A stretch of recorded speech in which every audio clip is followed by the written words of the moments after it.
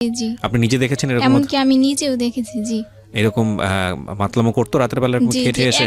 একটা রাত আমরা ঘুমাতে পারতাম না, মশারির মধ্যে আগুন ধরাই দিত, তারপরে ছুরি ধার দিত।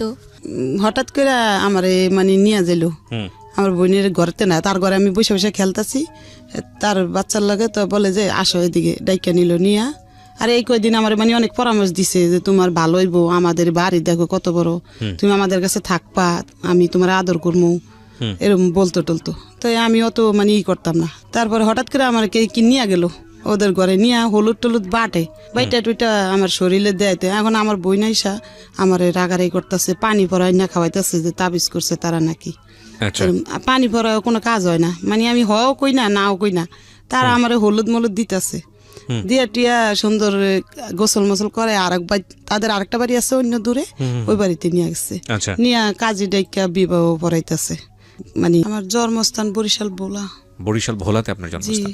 আচ্ছা, ঠিক আছে, শুরু করেন। আমি ছোটবেলা আমরা 4 বোন 4 ভাই ছিলাম। আমি ছিলাম 4 জনের ছোট। জি। আমার ছোট 2 ভাই 1 বোন, আর আমি 4 জনের ছোট। আচ্ছা।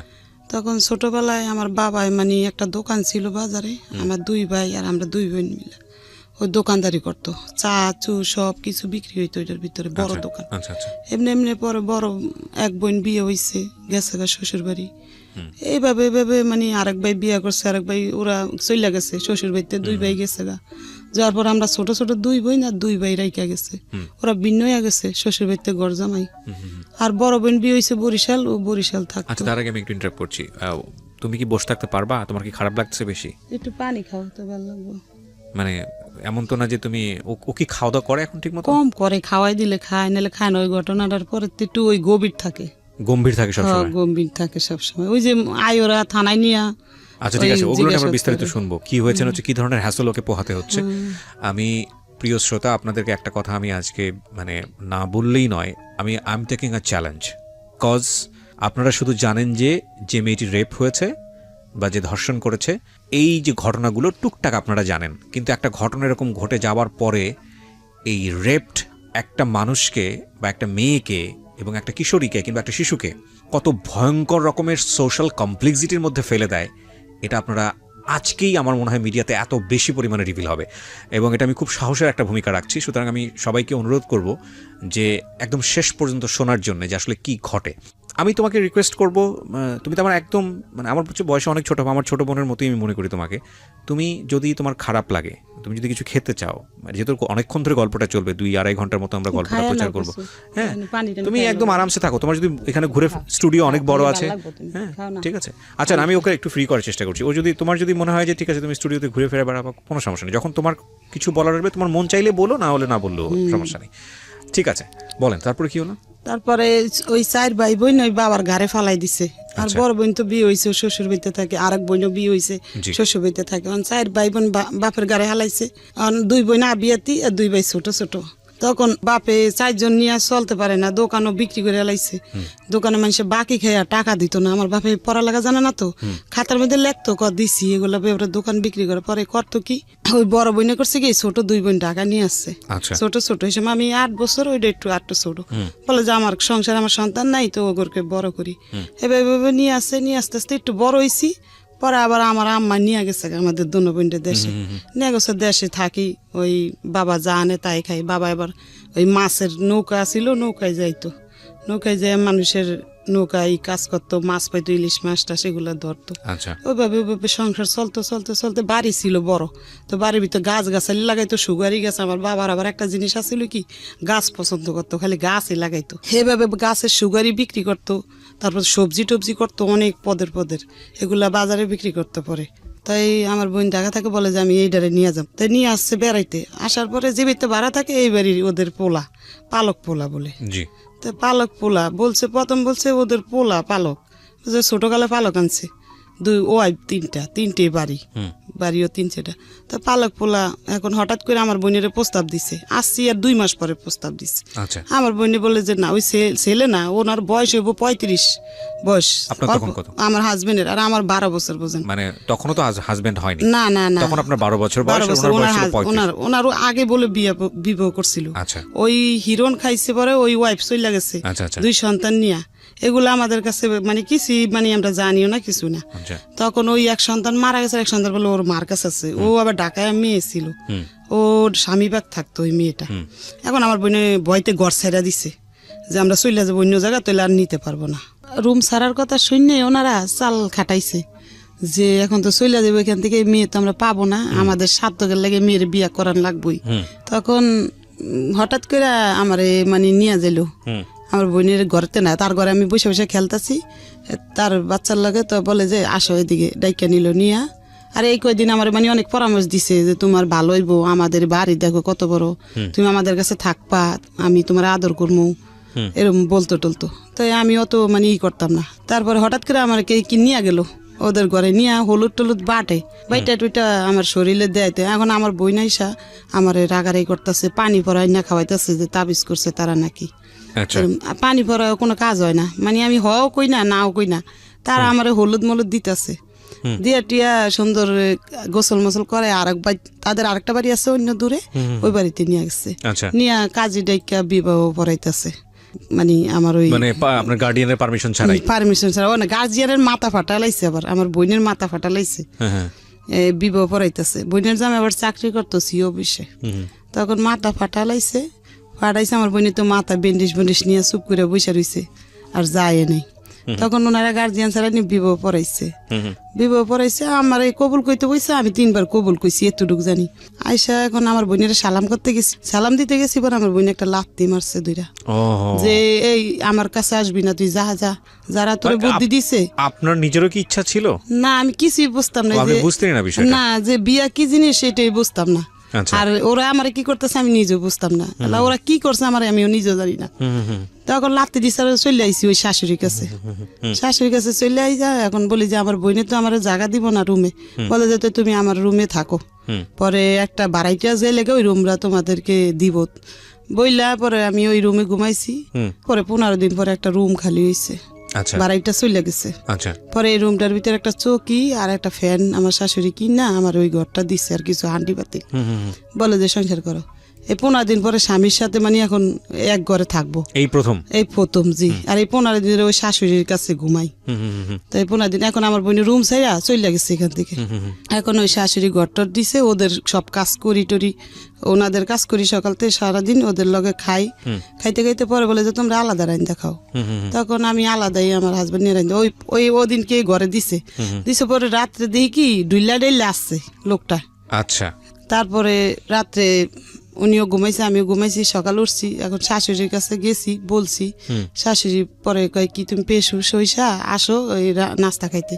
তখন নাস্তা খাইছি, খাইতে খাইতে এমনি সংসার করতে করতে 1 মাস মানে হইয়া গেছে। পরে বাবু পেট হইছে। আচ্ছা, হইছে পরে বমি করি, তো বুঝতাম না যে 1 মাসের মধ্যেই। 1 মাস। আপনার বয়স তখন কত? তখন ধরেন 10-11 বছর। 12 বছর বিয়ে হইছে। 12 বছর বয়স। আর 1 মাস পরে বমি হইতাছে। ওকে, ওই লোকটার বয়স বেশি না, ওনার 35 মতন বয়স। আচ্ছা, যাই হোক, ওনার তো সতর্ক হওয়া উচিত ছিল। ঠিক আছে, বলেন। না, শাশুড়িরে তো সতর্ক করে নাই, তারাই তো কিছু কইরা বোঝাই নাই আমারে কিছু। আচ্ছা, আপনি তো কিছু বিষয়টা বুঝতেনই না। না, তখন মানে বুঝতামই না যে বাচ্চা হইলে আমার ক্ষতি হইব কি ভালো মন্দ। তখন বোন বুঝতে পারছে যে বমি করে কেন। তখন বোন বললো যে আমার কাছে একটু আসবি তুই, মানে দূরের থেকে, বোন আদর করে দূরের থেকে, বলছে আমার কাছে একটু আসবি। আমি বলি কেন, বলে আসে দিকে গেছি। পরে একটা কাঁচা আনারস নিয়ে কাইটা খাওয়াইছে, এটা আবার আরেকটা বাড়াইটা দিয়ে খেলাইছে, দেখে শাশুড়ির কাছে বইলা দিছে, শাশুড়ি হাজবেন্ডের কাছে বইলা দিছে। তো রাইতের বেলা ওই নিশা খাইয়া আমার বোনের পুরা কাপড় চোপড় মাথায় উঠাইয়া বকাবকি স্টার্ট লাগাইছে। ওকে, আমরা এখান থেকেই ফিরবো প্রিয় শ্রোতা। একটা ছোট্ট বিরতি নিচ্ছি। আপনারা শুনছেন প্রাণ মিস্টার ম্যাঙ্গো ক্যান্ডি প্রেজেন্স জীবন গল্প। আমি আরজি কিবরিয়া আপনার সঙ্গে রয়েছি। এখানে আমি একটা কথা অবশ্যই আপনাদেরকে প্রথমে বলেছি, আবারও বলছি, আজকে মূলত 10 থেকে 11 বছরের আসমার একটা কন্যা সন্তান, সে ভিকটিম, সে রেপড, তাকে নিয়ে স্টুডিওতে সে এসছে, এবং এটা হয়েছে 2018 সালের নভেম্বরের 8 তারিখে। এই থানাবাড়ি আমার যিনি গেস্ট রয়েছেন তার কাছে আবারও ফিরছি।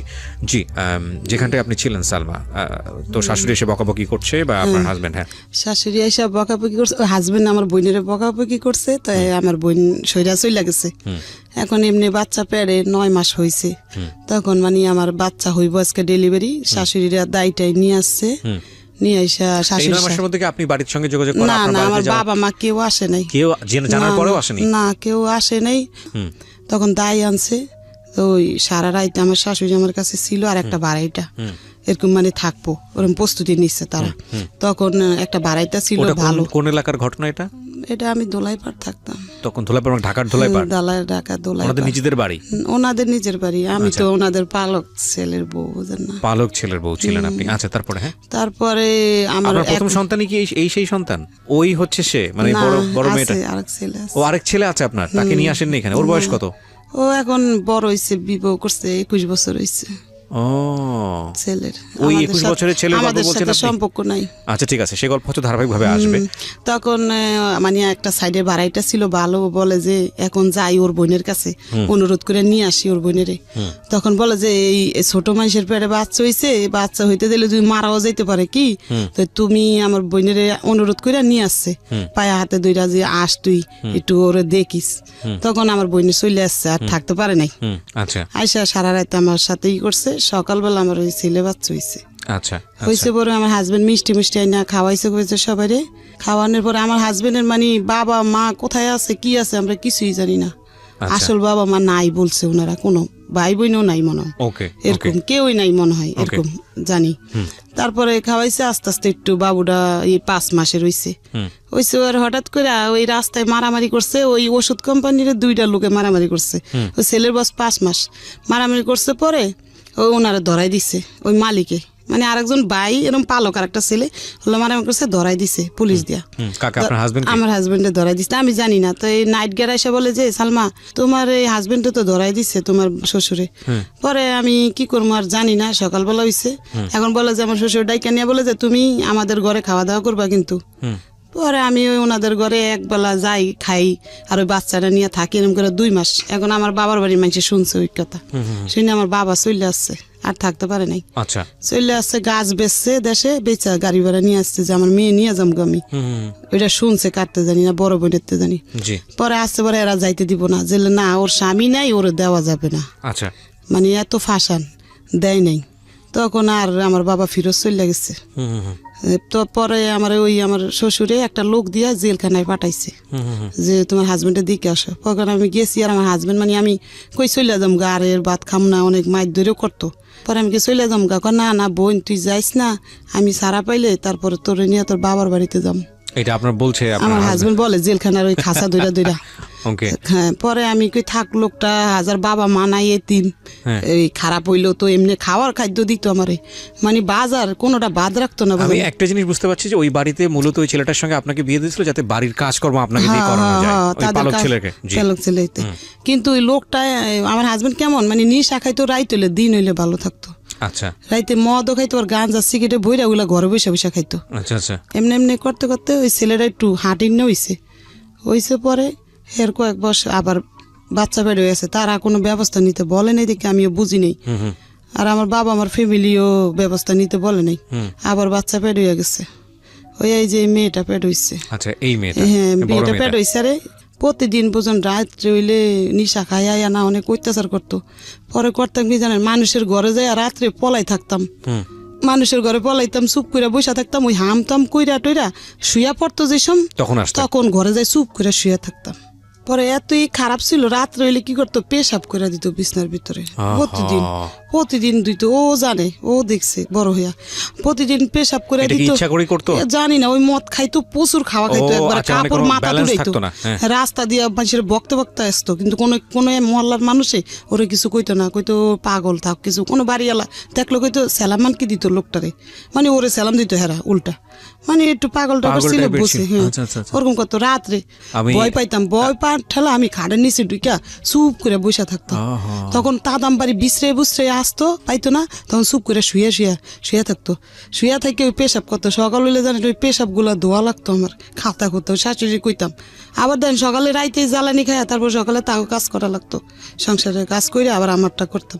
এমনি এমনি ওই বাচ্চারা ফেট হয়েছে, তো ওই বাচ্চারা ফেট হয়েছে, ওই মার খেতে খেতে ফেট হয়েছে। ওর 7 মাসের সময় বাবার বাড়িতে চলে গেছি। আচ্ছা, যে এখন আমার বাচ্চা হইব, যদি মইরা যায় বাচ্চারা, তখন বাবার বাড়িতে গেছে, বাবা মা যত্ন করে ওই মেয়ে ওই অনেক কষ্টতে 1 মাস পরে। এখানে আরেকবার একটু বলে রাখি প্রিয় শ্রোতা, উনি 3 সন্তান নিয়ে এখানে এসেছেন। যে বড় সন্তানের গল্প বলছিলেন, ওই বড় সন্তানের বয়স এখন 21 বছর এবং ওনার সঙ্গে ওনার ব্যক্তিগত আর কোনো সম্পর্ক নাই। আর উনি যেই সন্তানের কথা এই মুহূর্তে বললেন, বড় মেয়ে তার, সেই বড় মেয়ে এই মুহূর্তে আমার সঙ্গে স্টুডিওতে আছে। আমি একটু আপনার সঙ্গে কথা বলি। হ্যাঁ, আপনার মা যেটা বলল, মাইক্রোফোনটা নিন না, আপনি কাছে নিন। হ্যাঁ, আপনার মা যেটা বললো সেটা কি ঠিক? মানে বাবা সম্পর্কে যেটা বললো সেটা কি জি ঠিক? জি, Oh my আমার God! আম্মুর কল্লা কাটবে, মানে আমরা অনেক ভয় পেতাম, একটা দোনো রাতও ভাই বোনে ঘুমাতে ভয় পারতাম না ঠিক মতো। মানে আমার যতটুকু মানে জ্ঞান হওয়ার পরে আমি যতটুকু আমার মনে আছে ওই ঘটনাগুলো, রাত্রের ঘটনাগুলো। 4-5 মাসের বছরের ছিল, 4-5 বছর 6 বছরের ছিল, নিয়ে গেছি। ঠিক আছে, তা আপনি যেটা বললেন যে আপনার বাড়িতে গিয়ে যাওয়ার পরে যত্ন করলো, যত্ন করে তারপরে 1 মাস পরে ব্যথা, প্রচুর ব্যথা, অল্প বয়সে মা হয়েছে, ওই ছেলে ছোট 2.5 বছরের, ওই ছেলে 2.5 বছরের, অনেক সুন্দর একটা ছেলে। তখন এই মেয়ে হইব, অনেক ফকির পাকড়া বাবা মা দেখায়া দায়টাই আইনা দাঁড়ে সবাই রাখে। তারপরে ডেলিভারি হয়েছে একটা মেয়ে, ছোট একবারে, ওজনও কম, পুষ্টি নাই কোনো শরীরে। তারপরে হয়েছে পরে আমার বাবারে ওই এর ভিতরে চলে গেছে, বলা চলে যায়, বলছে আমার বউ নিয়ে যাবো। বলে আমার মা বলছে ডেলিভারি ছাড়া আমরা দিব না। তখন বলে যাচ্ছে, তো আমি চলে যাই। 2 দিন থেকে ও চলে আসছে ঢাকা। তখন চলে আসছে পরে ও ডেলিভারি হয়েছে পুষ মাসের 15 তারিখে। ও হচ্ছে শীতের মধ্যে রাত 3টার দিকে হয়েছে। পরে ওরে নিয়ে 15 দিন পরে আমি ঢাকা চলে আসছি। আচ্ছা, আমার ছোট বোনটারে নিয়ে চলে আসছি ঢাকা, লগে করে নিয়ে আমার বাবাই লঞ্চে উঠাই দিছে। ওরা আইন না সংসার করতেছি এমনি। ওই প্রতিদিন রাত রইলে খাইয়াই অনেক অত্যাচার করে। একদিন করছি কি জানেন, আমার মারণের লাগিয়া বিশ্রাইতেছে দিনে মদ খাইয়া, পরে মারতে পারে না। আমি ইচ্ছা করে কলের দিকে চলে গেছি যে না মারতে। খাটের স্ট্যান্ড ছিল আগের দিনে, কিন্তু দাঁড় উপরে কারা চাঙে না খাটের, এভাবে নিয়ে এই আমার মাথার ভিতরে এই শিলি হয়েছে 4টা, দেখেন এই শিলি মাথায় বাড়ি দিয়া মজক সহকার বার করে লাইছে। তখন আমার শাশুড়ি করছে কি, ওই শাশুড়ি আবার এমনি আদর করতো, মিশা কথা কম না, আমার অনেক আদর করতো, এখনো আদর করে। সে করছে কি জানেন, আমারে মানে নিয়ে গেছে ডাক্তারখানা, নিয়ে এটা শিলি দিছে। যখন না শিলি দেয়, গিট্টু গুলো এম করে টান দিয়া, গিট্টু ওই সময় সুতা ছিল, সিলাই টিলে বাসাইছি। আর 1 সপ্তাহ পরে ওই শিলিগুলা যেসব খুলছে, আমি জানেন ওই অজ্ঞান হয়ে পড়ে গেছি ওখানে। তারপর বাসাইছি, আবার সংসার করতেছি এরকম করে সংসার করতে। একদিন করছি কি জানেন, আমার এই বাথরুমের ভিতরে পলাই রয়েছি, বাথরুম ভাঙ্গা, টয়লেট ভরা ছিল, নিচে 3 সাইড বাইতে থাকি না, আমার ওই শাশুড়ির সামনে শ্বশুরের সামনে আমার করছে কি জানেন, বারাইত্যা থাকে 22টা, ওই বারাইত্যার সাক্ষী এমন, ওই বারাইত্যায় দোলাই পারা আছে। ওই বারাইত্যা সামনে আমার করছে কি জানেন, বাথরুমে পালাইছি না, বাথরুমের দরজাটা ধাক্কা দিয়া ঢুকে আমার এই মুখটা আছে না, ওই বাথরুমের গুয়ের ভিত্তে ডুমায়া ধরছে, আমার এই শরীরটা পুরো গু দিয়া বেরিয়ে আছে। আর এমন জোরে ঘুষা দিছে, বুঝলেন এই জায়গাটা এরকম করে খাওয়ার পরে মদ খাইয়ে করতো। এটি ভালো থাকলে কিছুই করতো না, সে মদ আর গাঞ্জা খাইয়া এরকম করতো। ওরম করতে ও বাচ্চার বয়স 4 বছর হয়েছে, মার খেতে অনেক হেরা বার করে দিছে। ওই শ্বশুর মানুষ আর সহ্য করতে পারে না এই ছেলের ওই জ্বালা। আপনার যারা পালক পিতা তারা সহ্য করতে পারে না দেখে তারা করছে মাল সামানা সব ঘরেতে নামে বাইরে ফালাই দিছে ফিক্কা মেরা, যে আমাদের বাড়িতে যাও গা বাবা, তোমাদেরকে রাখতে পারব না। তখন একটা অন্য বাসায় ঘর নিছি আমরা। এখন আমি কিছুই বুঝি না, থানাও কিছু বুঝি না, বাবা মাও দিয়ে নেয় না, কিছুই বলে না, আর শ্বশুর বাড়ির মানুষও কিছু বলে না, আমি কিছুই বুঝলাম না, রাগা করা। এরকম করতে পরে এই মাইয়ার 4 বছর বয়স হয়েছে, আর ওই ছেলে একটু বড় হয়েছে, 6 বছরের হইব, মানে 6-7 বছরের, আর ওর 4 বছর। তখন ওরে 4.5 বছর হয়েছে, আর ওর ভর্তি করছি একটা মাদ্রাসায় ওইখানে। আচ্ছা, কইরা এখন আমি কি করি জানেন, ওই আকরবাতি আছে না, ও নিশাবানি খায়, অত টাকা দিত না, 60 টাকাই না দিত রাত্রে বাজার করার জন্য। আর সব খাইয়া লইতো। ওই দিয়ে আমি ওই টুকটাক 12 টাকা কেজি চাল ছিল তো, আর ডাইল ছিল, সব তো মাংস ছিল 60 টাকা। তো ওই 1 কেজি চাল আনলে আমরা সুন্দর 2 দিন হইয়া যেত, আধা কেজি করে, অত খাইতাম না। আকরবাতি আছে না, এগুলা ওদিকে দেয় বাড়ি বানাইতে। তখন আমি মানুষে বানাই দেখে শিখছি। তো প্রতিদিন 3 কেজি বানাইতাম। সিয়ারি খাইয়া অনেক বাড়াইতা ঘুমাই থাকতো। হ্যাঁ, আমি ঘুমাইতাম না, আমি ওই বৈশা ঘরের মধ্যে ওই গোলাইয়া বইয়া বানাইতাম। তো সবাইতে বেশি বানাইতাম, 4 কেজি কি 4.5 কেজি বানাইতে পারতাম আগরবাতি। জি, বেড়ারা দিয়া যায় বাসায়, গুড়িও দিয়া যায়, গোলাই নিতে হয় আটার মতন করে। তো বানাইতে ওই বেবিও আমার শিক্ষা লাইছে ওগুলা। মানে আপনার তো বড় মেয়ে? হ্যাঁ ওই মেয়ে 4.5 বছরের মেয়ে শিক্ষা লাইছে দেখতে দেখতে। আচ্ছা। তো ও একবার মতন বানাই দিত আমারে, যেরকম বানাইতো মাইজি ওরে ভর্তি করছি একটা মাদ্রাসায়। আর ওই 4.5 কেজির মতন বানাইতাম, কোনোদিন 3 কেজি বানাইতাম, বানাই রাখতাম, পরে লোক আসলে নিয়ে যেত এক লগে 1000 1200 কত টাকা পাওয়া যেত? 1500 1200 এরকম পাইতাম 10 দিন 15 দিন পরে। 10 দিন 15 দিন পরে? হ্যাঁ 10 দিন পরে। বহুত কঠিন কাজ। কঠিন অনেকগুলা, এতগুলা হইতো 1 কেজি। ওগুলা রাস্তায় সুগার লাগতো মিল্লা মিল্লা, সুগার পরে আবার বাইন্দা রাখতাম। আচ্ছা। তো লোকটা নিয়ে যেত। তো এই 10 দিন 12 দিন পরে 1500 1200 টাকার মতন আইতো। আচ্ছা। আইলে আমার কাপড় চোপড় আমি নিতাম নিজেরটা, ও বাচ্চারে কিছু দিতাম, দিয়ে দিয়ে বাচ্চা মাদ্রাসায় ভর্তি করছি।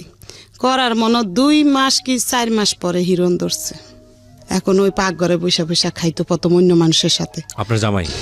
তখন হিরণ ধরছে পরে। এখন আমি বুঝি না যে ও কি খায়, এটা খাইয়াটে ঘরে যাই চুপ করে দমন ধরে শুয়ে থাকতো। এখন আর আমার সাথে ওই মারামারিটা কম করতো। ওইটা খাওয়ার পরে মারামারিটা কম করতো, কিন্তু টাকা চাইতো আমার কাছে, খালি টাকা না দিলে মারতো। এই যে দেখেন এই কেন্নার ভিতরে, এই যে এই কেন্নার ভিতরে রড দিয়া বাড়ি দিয়া এগুলা এমন কালো হয়ে রয়েছে। এই যে দেখেন কেন্নার ভিতরে দোনো হাত আছে, ওর পায়েও আছে, বাড়ি দিত এইভাবে। বাইরে দিতেও কাপড় চোপড় নিত, থালা বাটি নিয়ে যেত। তখন ওরা ও তো বড় 5 বছর হইয়া গেছে, আর ওই ছেলেও তো একটু বড়। তখন কি করবো, ওই কাজ লইছি একটা, সবাই দিয়ে কিস্তিতে টাকা উড়াইয়া চলে সুন্দর। ওই আগরবাতি দিয়ে চলবো না, মিশিংটা আনতালে জালি ব্যাগ সিলাই নেট গুলা ওই ফলের দোকানে দেয়। অনেক একজনে বুদ্ধি দিয়ে কি, ওই তোর স্বামী তো ওই নিশা ধরছে, এখন তো ওই বাচ্চা দুটার জীবন নষ্ট হইব, আর বাবা মাও নেয় না আমার আইসা, কেউ পাশেও দাঁড়ায় না। তখন বললাম যে একটা মিশিং কিনবো, তখন কিস্তিতে টাকা উঠেছি 10,000। আমি এখানে একটা বিরতি নিতে চাই। প্রিয় শ্রোতা, আপনারা তো শুধু গল্পটা শুনছেন, ইনফ্যাক্ট আমি বলবো যে এতদিন যাবৎ কোনো একটা ঘটনার আপনি রেপ কেন্দ্রিক কোন তোর 1000 সিলাইতে পারব না, তখন একটা মোটর কিনা নিলাম 500 টাকা দিয়া। আচ্ছা। কিনা লাগাইয়া এখন সিলাই আমি, ও বাস করে। আর ওই ছেলে পড়ে না, ক্লাস 1-এ ভর্তি করছি, 2 উঠছে, পড়ালেখা করতেছে না, খালি খেয়ালে বাচ্চা কাচ্চার লগে। আচ্ছা। ওই বাবার মতন বুঝছেন, খেয়ালে খেলতেছে না। আর ও মেয়ে পড়ে মাদ্রাসায়, তখন মাদ্রাসায় পড়তে পড়তে ওরম নিশা খায়, এলাকার সবাই ওরে চিনে। কে নিশা খায়? ওই হাজবেন্ড খায় নিশা। এলাকার সবাই বলতে? সবাই, এলাকার সবাই চিনে ওর ছোটতে, এই এলাকা 5 বছর। মানে আপনার হাজবেন্ড কে চিনে? হ্যাঁ চিনে, চিনলে তো চিনে, এটা তার মেয়ে। ওর মাদ্রাসায় মানুষে খারাপ কথা বলে। কি বলতো মনে আছে? বাবা মনে আছে? একটু একটু একটু বলো তো, তোমাকে তুমি করে বললাম, একটু বলো। বলে যে হিরণ চিরমে, এই সমস্ত কথা বলতো, আমার অনেক খারাপ লাগতো। ওকে। তখন আমি মানে করম কি, ওইখানে থাকিও না আপাতত। পরে ওই মাদ্রাসায় বেতন দিতে পারতাম না, ওই জালি ব্যাগ দিয়ে যা পাইতাম ও দিয়ে ঘর ভাড়া দিব নাই, কিন্তু একটা বাড়িতে টিন সেট ভাড়া গেছি। ও পাইতে আমার মিশিংটা নিয়ে যাইতে ধরছিল। পরে এলাকার লোক আছে ভালো নেতা, ওর রাস্তার মধ্যে দিয়ে কাইন্দা পড়ছি আমি, কি কাকা মিশিংটা নিয়ে যাবো, আমার টিভিটাও নিয়ে গেছে ঘরের থেকে, আবার ওর সাপারের ছোটোগুলো নিচ্ছে, কারণ আমার আছে গেলে মিশিং আর একটা খাট আছে, আর কিছু নেই করে, আর ওই আন্টি পাতিল করে আছে আমাদের, আর কিছু নেই। মিশিংয়ের মাথা নিয়ে যাবো, আমি এমন গ্যারান পাইতেছি। আর আমি ওই জালি ব্যাগ সিলাই মানুষের বাসায় দিয়ে আসি, আবার নিয়ে আসি। আর ও দেখছে কিভাবে খায়, ওরা জিজ্ঞাসা করেন। দেখছেন? তুমি কি দেখেছো তোমার বাবা তোমার সামনে নেশা করতো? হ্যাঁ। কি করতো বলো তো একটু? মানে উনি কি বেঁচে আছেন? আপনার বেঁচে আছেন? না এখন নাই, মারা গেছেন। বলো। আল্লাহ তাকে ক্ষমা করুক। আমি মৃত ব্যক্তি সম্পর্কে কখনোই এরকম কিছু বলাটা প্রয়োজন না এবং উচিত না। আমি তবুও বলি, একটা মানুষ যে কর্মটা রেখে যায় দুনিয়াতে, সেটাই মনে করে। তবে আমি তার জন্য দোয়া করি অন্তর থেকে যে আপনাকে আল্লাহ নিশ্চয়ই ক্ষমা করুক, আমি এটুকু বলতে চাই। তবে আজকে আমি গল্পের প্রেক্ষাপটে আমি ঘটনাগুলো তুলে নিয়ে আসছি, ওনাকে আমি অ্যাকিউজ করছি না। কারণ আমি বিশ্বাস করি, মনে প্রাণে বিশ্বাস করি যে ওই মানুষটাকে যদি আজকে আমি আমার এই অনুষ্ঠানে আনতে পারতাম, তিনি তার সমস্ত খারাপ কাজের পেছনে হয়তো কোনো যুক্তি দাঁড় করাতেন। তো সেটা তো সম্ভব নয়, কিন্তু যে কোনো কাজই আমরা করি না কোনো, পরিবারের সদস্যদের উপর সেটার একটা ভয়াবহ ইম্প্যাক্ট পড়ে, যেটা পড়েছে, এবং যে কারণেই কিন্তু আজকে ওরা স্টুডিওতে। হ্যাঁ, কি হতো একটু একটু বলো তো। মানে ঘরের মধ্যে মোম জ্বালাতো, হ্যাঁ, মোম জ্বালিয়ে পয়সা দিয়ে, মানে মুখ দিয়ে কি যেন একটা। তুমি তোমার বাবাকে বলতে না যে বাবা এটা করো না? আমি আমার বাবাকে অনেক ভয় পেতাম, কারণ আমার বাবা সবসময়, আমি দেখেছি যে আমার বাবা শুধু মানে মারামারি করে, আমার আম্মুর উপর অনেক অত্যাচার করে। আচ্ছা। এই যে আমি আমার আম্মুকে মারলে আমি আমার বাবার পা ধরতাম যে মেরো না, আমার মাকে মেরো না। মানে উনি ছুরি দাঁড় দিত ঘরের মধ্যে, তারপরে মশারির মধ্যে ম্যাচের মানে আগুন মানে ধরিয়ে দিবে, এই পর্যায়ে মানে বাড়াইতে ডাইকে আনতাম, বাড়াইতে পরে থামাইতো, ছুরি ধার দিত, অনেক বড় বড় ছুরি ধার দিত উনি। খুদ নিত, জবা করবো রাত বেলা, মানুষের ঘরে যা হাত তুলতো না, আমার গায়ে হাত তুলতো, শুধু আমার মার গায়ে হাত তুলতো। তোমার সাথে কেমন ব্যবহার করতো বাবা হিসেবে? দিনের বেলা ভালো থাকতো, কিন্তু রাত্রে তো উনি বইতে তো এক কোনায় থাকতো দুই বাচ্চা, মশারির কোনায় বসে থাকতো দুজনে। মানে ওর বড় ভাই আরো? হ্যাঁ আচ্ছা হ্যাঁ okay, দুজনে। তখন তো এই যে আপনার মেয়েটা না হয়নি। এই সংসার তো আমার অনেক পরে হয়েছে। আচ্ছা ঠিক আছে, তো বলেন তারপর। তখন এই এরম করতে করতে পরে হঠাৎ করে এখন মিশিং দিয়ে আছে ওই লোকটার বললাম, তখন ওই লোকটার বাড়ি লিরে বলছে যে ওর হাজবেন্ডের এখান থেকে বার করে দিতেছি, আর এখানে আসবো না, জায়গা দেব না। তখন আমি ও গেছে কাজে, আমি চুপে বাড়ির সাথে শেয়ার করে রুমটা ছাইড়া দিছি, দিয়ে আমার দুই বাচ্চা নিয়ে একটু দূরে চলে গেছি আমি, যাই ওখানে বাসা নিছি, নিয়ে ওখানে থাকি। ও কিভাবে জানি গেরান পাইছে, ওখানে চলে গেছে। যায় আমি দরজা খুলি নেই, জানলা দিয়ে বলে যে আমার প্লেট দে, আমার বালিশ দে। তখন আমি জানলা দিয়ে প্লেট দিছি, বালিশ দিয়ে দিছি। আমার হাত ধরে এইভাবে মোচড় দিছে হওয়ার মতন না, মানে জানলা দিয়ে পারে না, আমার মারবো এখন আইসি কে ওর সঙ্গে। আচ্ছা আচ্ছা আচ্ছা। তখন আমি দিয়ে দিছি, সে মোরা বড় মাদ্রাসায় যায় আসে, এখন ওরে কোথায় রাখবো আমি, এখন কই যাব না যাব। ওরা খি দেয় জানেন, বাড়িওয়ালার ভাড়া দিতে পারি না, দেখে মিশিংটা বিক্রি করে লাইছি। এখন দিয়ে মিশিংটা দিয়ে কাজ করে খাইতাম। গেছিলাম মোহাম্মদপুর, বড় ভাই থাকে, বড় ভাইয়ের কাছে গেছি টাকার লাগিয়া। বড় ভাই বলে যে তুই আর কয়দিন পরে আইলে আমি কিছু দিতাম, তো তোর বাবির লেগে দেশে টাকা পাঠাই দিছি, এখন তো আমি দিতে পারম না বোন। তো চলে আইছি। মেজো বোনে এই সময় একটা ব্যাংকে চাকরি করতো, মেজো বোনের কাছে কইলাম, ও কয় কি আমার ব্যাংকে টাকা থুইছি, উঠান যাব না, মানে দিব না। আর ওই বড় বোন ওই থাকে হইলো শ্বশুর বাড়িতে বরিশাল, এখন আর ঢাকা থাকে না, যে ওর কাছে যায় চামু কিছু। তারপর ও হঠাৎ করে ঢাকা আসছে, আসছে পর ও বলে যে আমাদের বাসায় এসে খাইস। তো কয়দিন খামো, ওদের বাসা দুইটা বাচ্চা লেবো, যেন ওরও তো বাচ্চা কাচ্চা আছে, স্বামী আছে, ওরও 3-4টা বাচ্চা হয়ে গেছে। তখন এই মেয়েরে বললাম কি তুই ওই তোর দাদিকে বাড়তে একটু থাক, আমি দেখি আমার বোন ছোট বোনের লগে যাই থাকা, কাজ কাম কিছু করতে পারিনি, কইয়া মিশিংটা বিক্রি করে বাড়িওয়ালার ভাড়া দিয়ে দিছি। আচ্ছা। দিয়া এখন 4 দিন ধরে আমাদের ঘরে একটা টাকাও নাই, আমি কিছু করতেও পারতেছি না। কাজের লেগে যাত্রা বাড়ি যাই যায় ঘুরি গার্মিসে গুরমিসে, কিন্তু নিতে চাই। আমার এমন করতে করতে বুঝেন একটা স্যান্ডেলও নাই আমার পায়ে, এই খালি পায়ে যাত্রা বাড়ি গেছি, আবার আইসি। শুনেন, আইসা 3টা বাড়াইতার কাছে বলছি, বাড়াইতারা অনেক বড় লোক, আর একটা কেমন ওই যে শ্বশুরের মাইয়া এরও বড় লোক, বুঝুন বাড়িওয়ালা। কইছি কি আমার একটা জুতা থাকলে দেও, আমি খালি পায়ে হাঁটতেই না, ঠোসকা করে আছে পায়ের মধ্যে, হাঁটতে হাঁটতে গার্মিসে টোকাই কাজ। তো বাচ্চা দুটা রেখা, তখন ওনারা জুতা দেয়নি। তখন আইসা ওই যে শাশুড়ি বিয়া করছে তার কাছে চাইছি, তার আবার কষ্ট বুঝেন, তার স্বামীও তার খরচ পাতি দেয় না, সে একটা বাড়িতে ভাড়া থাকে, তার বাড়িঘর ভাঙ্গা, 3-4 বাড়ি ভাঙ্গা লাগছে। তখন সে কি করবো, তার মেয়ে কলেজে পড়ে, তার মেয়ের একটা পুরান জুতা কয় এটা নিয়ে সিলাই লগা। তখন ওই জুতাটা নিয়ে একটু মুছি দিয়ে সিলাই, ওটা পিন্দা যাত্রা বাড়ি একটা মিক্সে সিলানের ওই জায়গায় কাজ নিছি। ও টাকা দিব মাস শেষ হইলে, ডেলির টাকা দিব না। 4 দিন ধরে ও বাচ্চা দুইটা না খাইয়া জানেন কান্না করতেছে, ওরা নাকে একটা চুঙ্গি ছিল, ওটা জুতা বিক্রি করে। ওনার আবার আমার আবিয়াতে কালেতে চিনে, ওই এলাকায় থাকে। তারপর বিয়ের আগে তো এগো ঘরে যাইতাম আমরা খেলতে খুলতে, হের ছেলের লাগে তো হেরা চিনে। আমি কই কি নিজামের আম্মু আমার নাকের চুঙ্গিটা রাইকে আমার কটা টাকা দাও। কয় কি কে, আমি কি ওই 2 বাচ্চা না খায় মরতাছে, ও তো জানে ও মুখের বউ, আমি সব চিনি, আমার হাজবেন্ডের সবাই। বলে তারা পানি বাঁচছিল, ওইটা দিছে, 2 বাচ্চারে খাওয়াইছি। আমার বলে তুই খা, আমি না আপা আমার পেটে বাদ যায় না, আমি খাম না। আর ও তো ওই হিরোন খাইয়া খাই রাস্তা ঘুরতেছে। পরে করছি কি নাকের চুঙ্গিটা তাদের কাছে বেচছি 200 টাকা, বেচছে ওই চাউল পাত বাজার পাত আইনা কয়দিন খাইছি। খাইয়া এখন ওই যে আগে তো উঠে না কাপড় টাপড় ছিল, আমার ঘরে কাপড় পরতাম, তো এই 3-4টা কাপড় ছিল, আর একটা রেডিও ছিল ঘরে, ওটা আর দেয়নি ওই হিরোন ছিঁড়ে আমি। ওই রেডিওটা বিক্রি করছি একজনের ধরে, বেচছে আবার কয়দিন চলছি। এরকম কত তো মাসটার বেতন পাবো, মানে এই মাসটা এমনি চলতেছি। আর আবার 4টা কাপড় ছিল, কাপড় 4টাও বেচছি, বেচে এমনি করছি। কইটা দেই কি বেতন পাবো, মাস শেষ কি এমনি চলতে ঘরের জিনিসপত্র সব ওই বাড়িওয়ালারে দিয়ে দিছি। যেমন আমি ঘর ভাড়া বাজাইলে তো আমি দিতে পারবো না, দিয়ে আমার ছোট বোনের কাছে গেছি গা, আর ও মাইয়া ওই দাদির কাছে দিছি মাদ্রাসা হেদের বাড়ির কাছে।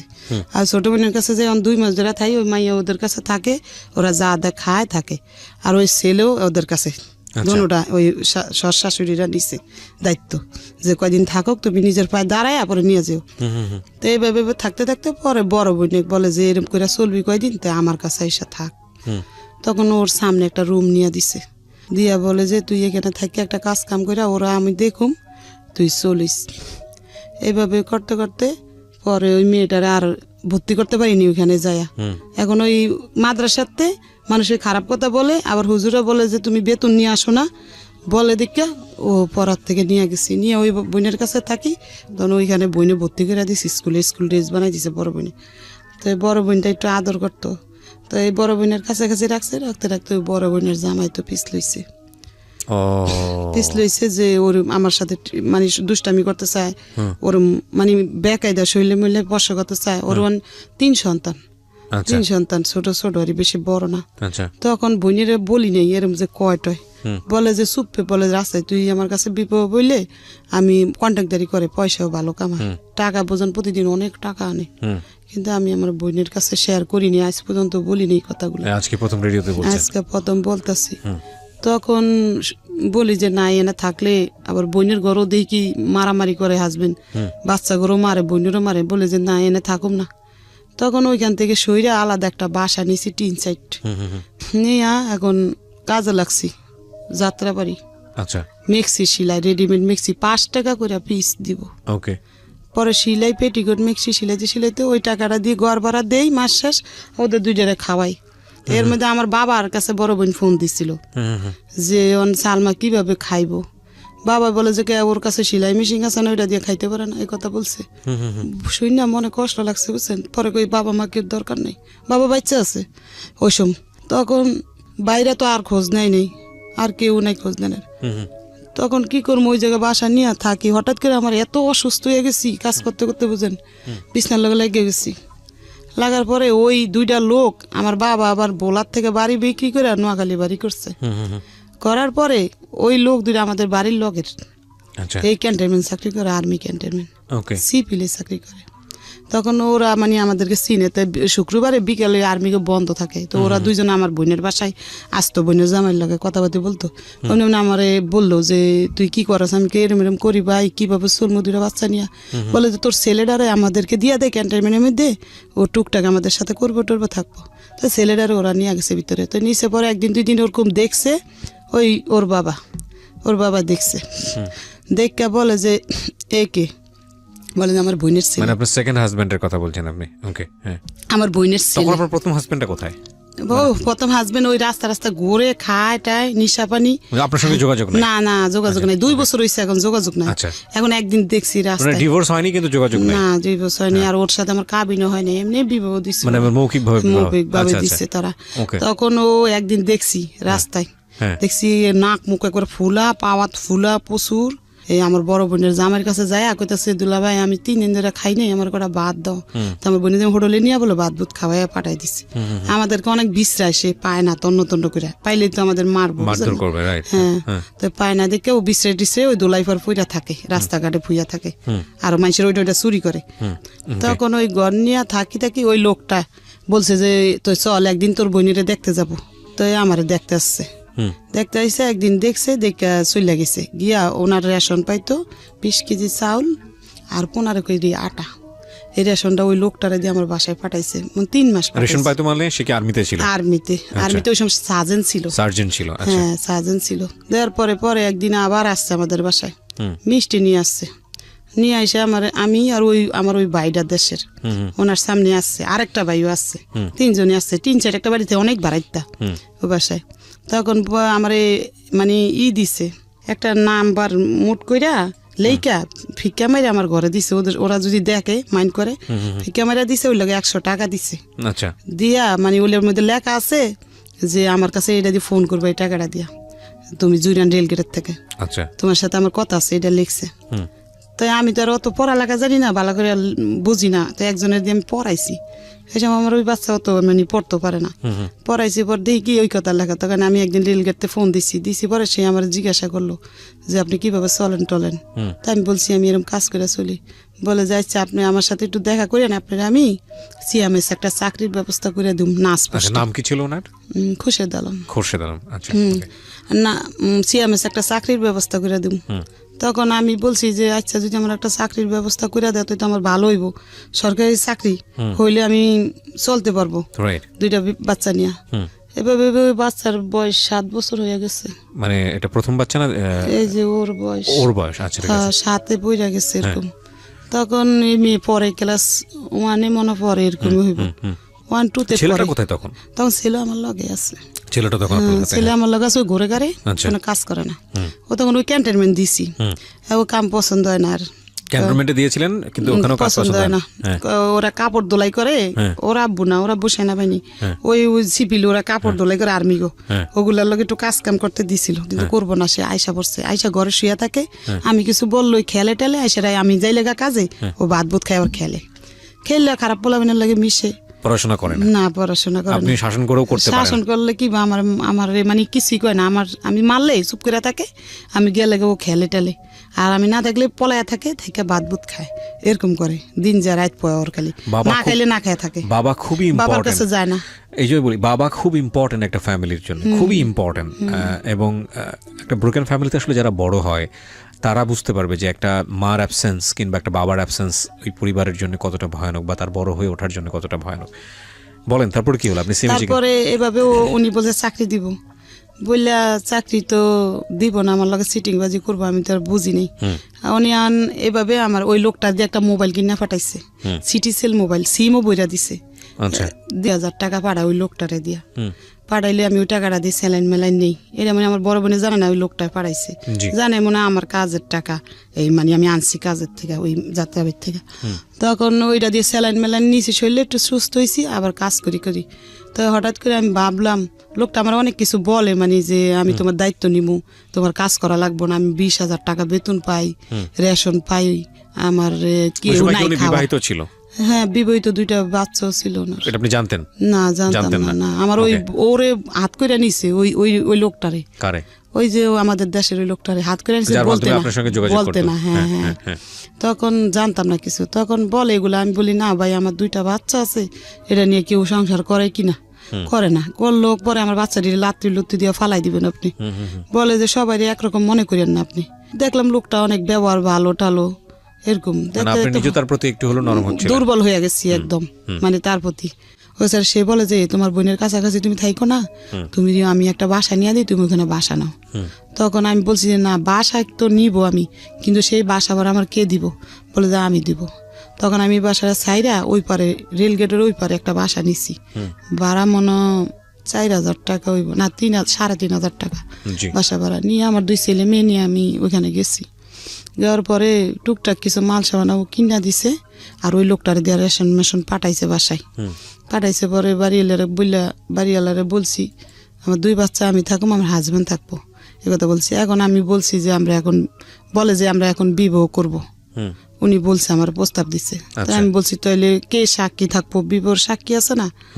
তখন ওই লোকটা আর একটা লোক, এই 2জন সরকার, একজন মৌলবী ডাইকা আমরা বিবাহ করছি। আচ্ছা, তো এই বিয়ে করার আগে তো আপনার আগের হাজবেন্ডের সাথে আপনার তো সেই অর্থে সম্পর্ক ছিল না, তার চিনিও না, জানিও, দেখিও না, আর তারে এই 2 বছর সে আমার কোনো খোঁজ খবর না, আমরাও তার খোঁজ খবর না। আপনি বিয়ে করার আগে আপনার ছেলের মেয়েদের সঙ্গে আলোচনা করছিলেন যে আমি এরকম একটা বিয়ে শাদীতে এরকম? বলি আপনারে, তখন আমি বিবাহ করতে চাইছি, কিন্তু আমার এই মেয়ে বাধা দিচ্ছে। আচ্ছা, ছেলে কিছু বলে না, ছেলে যে এনে রাইতে এনে খাই, ছেলেও বোঝে না সব কিছু, মানে অন্যরকম। ও মেলে বলে যে না, এরে আমি বাবা বললে স্বীকার করুম না। আচ্ছা, বোঝে সব, বলে যে না। আমি বলি যে থাক বাবা, আমরা ঘর নিতে গেলে ঘর দিব না আমাদেরকে। মানুষে বলে যে ঘর নিতে আইসেন, আপনার হাজবেন্ড কি করে? বলি যে আমার 2 বাচ্চা আর আমি। বলে যে না, বাসা দিব না, বাসা দিব না। আপনি কিভাবে বাসা ভাড়া দিবেন, এই কথা বলে। তখন ওরে বললাম যে একটা গাছের তলে যদি থাইকা তোমরা বাবার পরিচয় দিয়ে থাকো, মানুষ সম্মান দিব তোমাদেরকে, যে তোমার বাবা। This is our society, Priya Shroda. This is our society, and of course you have to face it. দেখুন, আজকে যে মানুষটার জীবন গল্প আমি এখানে তুলে ধরছি, সমাজের একেবারে প্রান্তিক পর্যায়ে, প্রান্তিক অনেকেই বুঝবেন না বলি, নিম্ন পর্যায়ের একজন মানুষ, দিন এনে কোনো রকম একবেলা পেট পুড়ে খেটে খাওয়া একজন মানুষ, এবং সেই মানুষটা যদি নারী হয় তাহলে তার জীবন সংগ্রাম কতটা ভয়ানক হতে পারে, এটা জীবন গল্পে নতুন করে প্রমাণ দেওয়ার কিছু নেই। কিন্তু এই রকম একটা পরিবারেরই তার একটা সন্তান, সে রেপড, যার 11 বছর বয়স।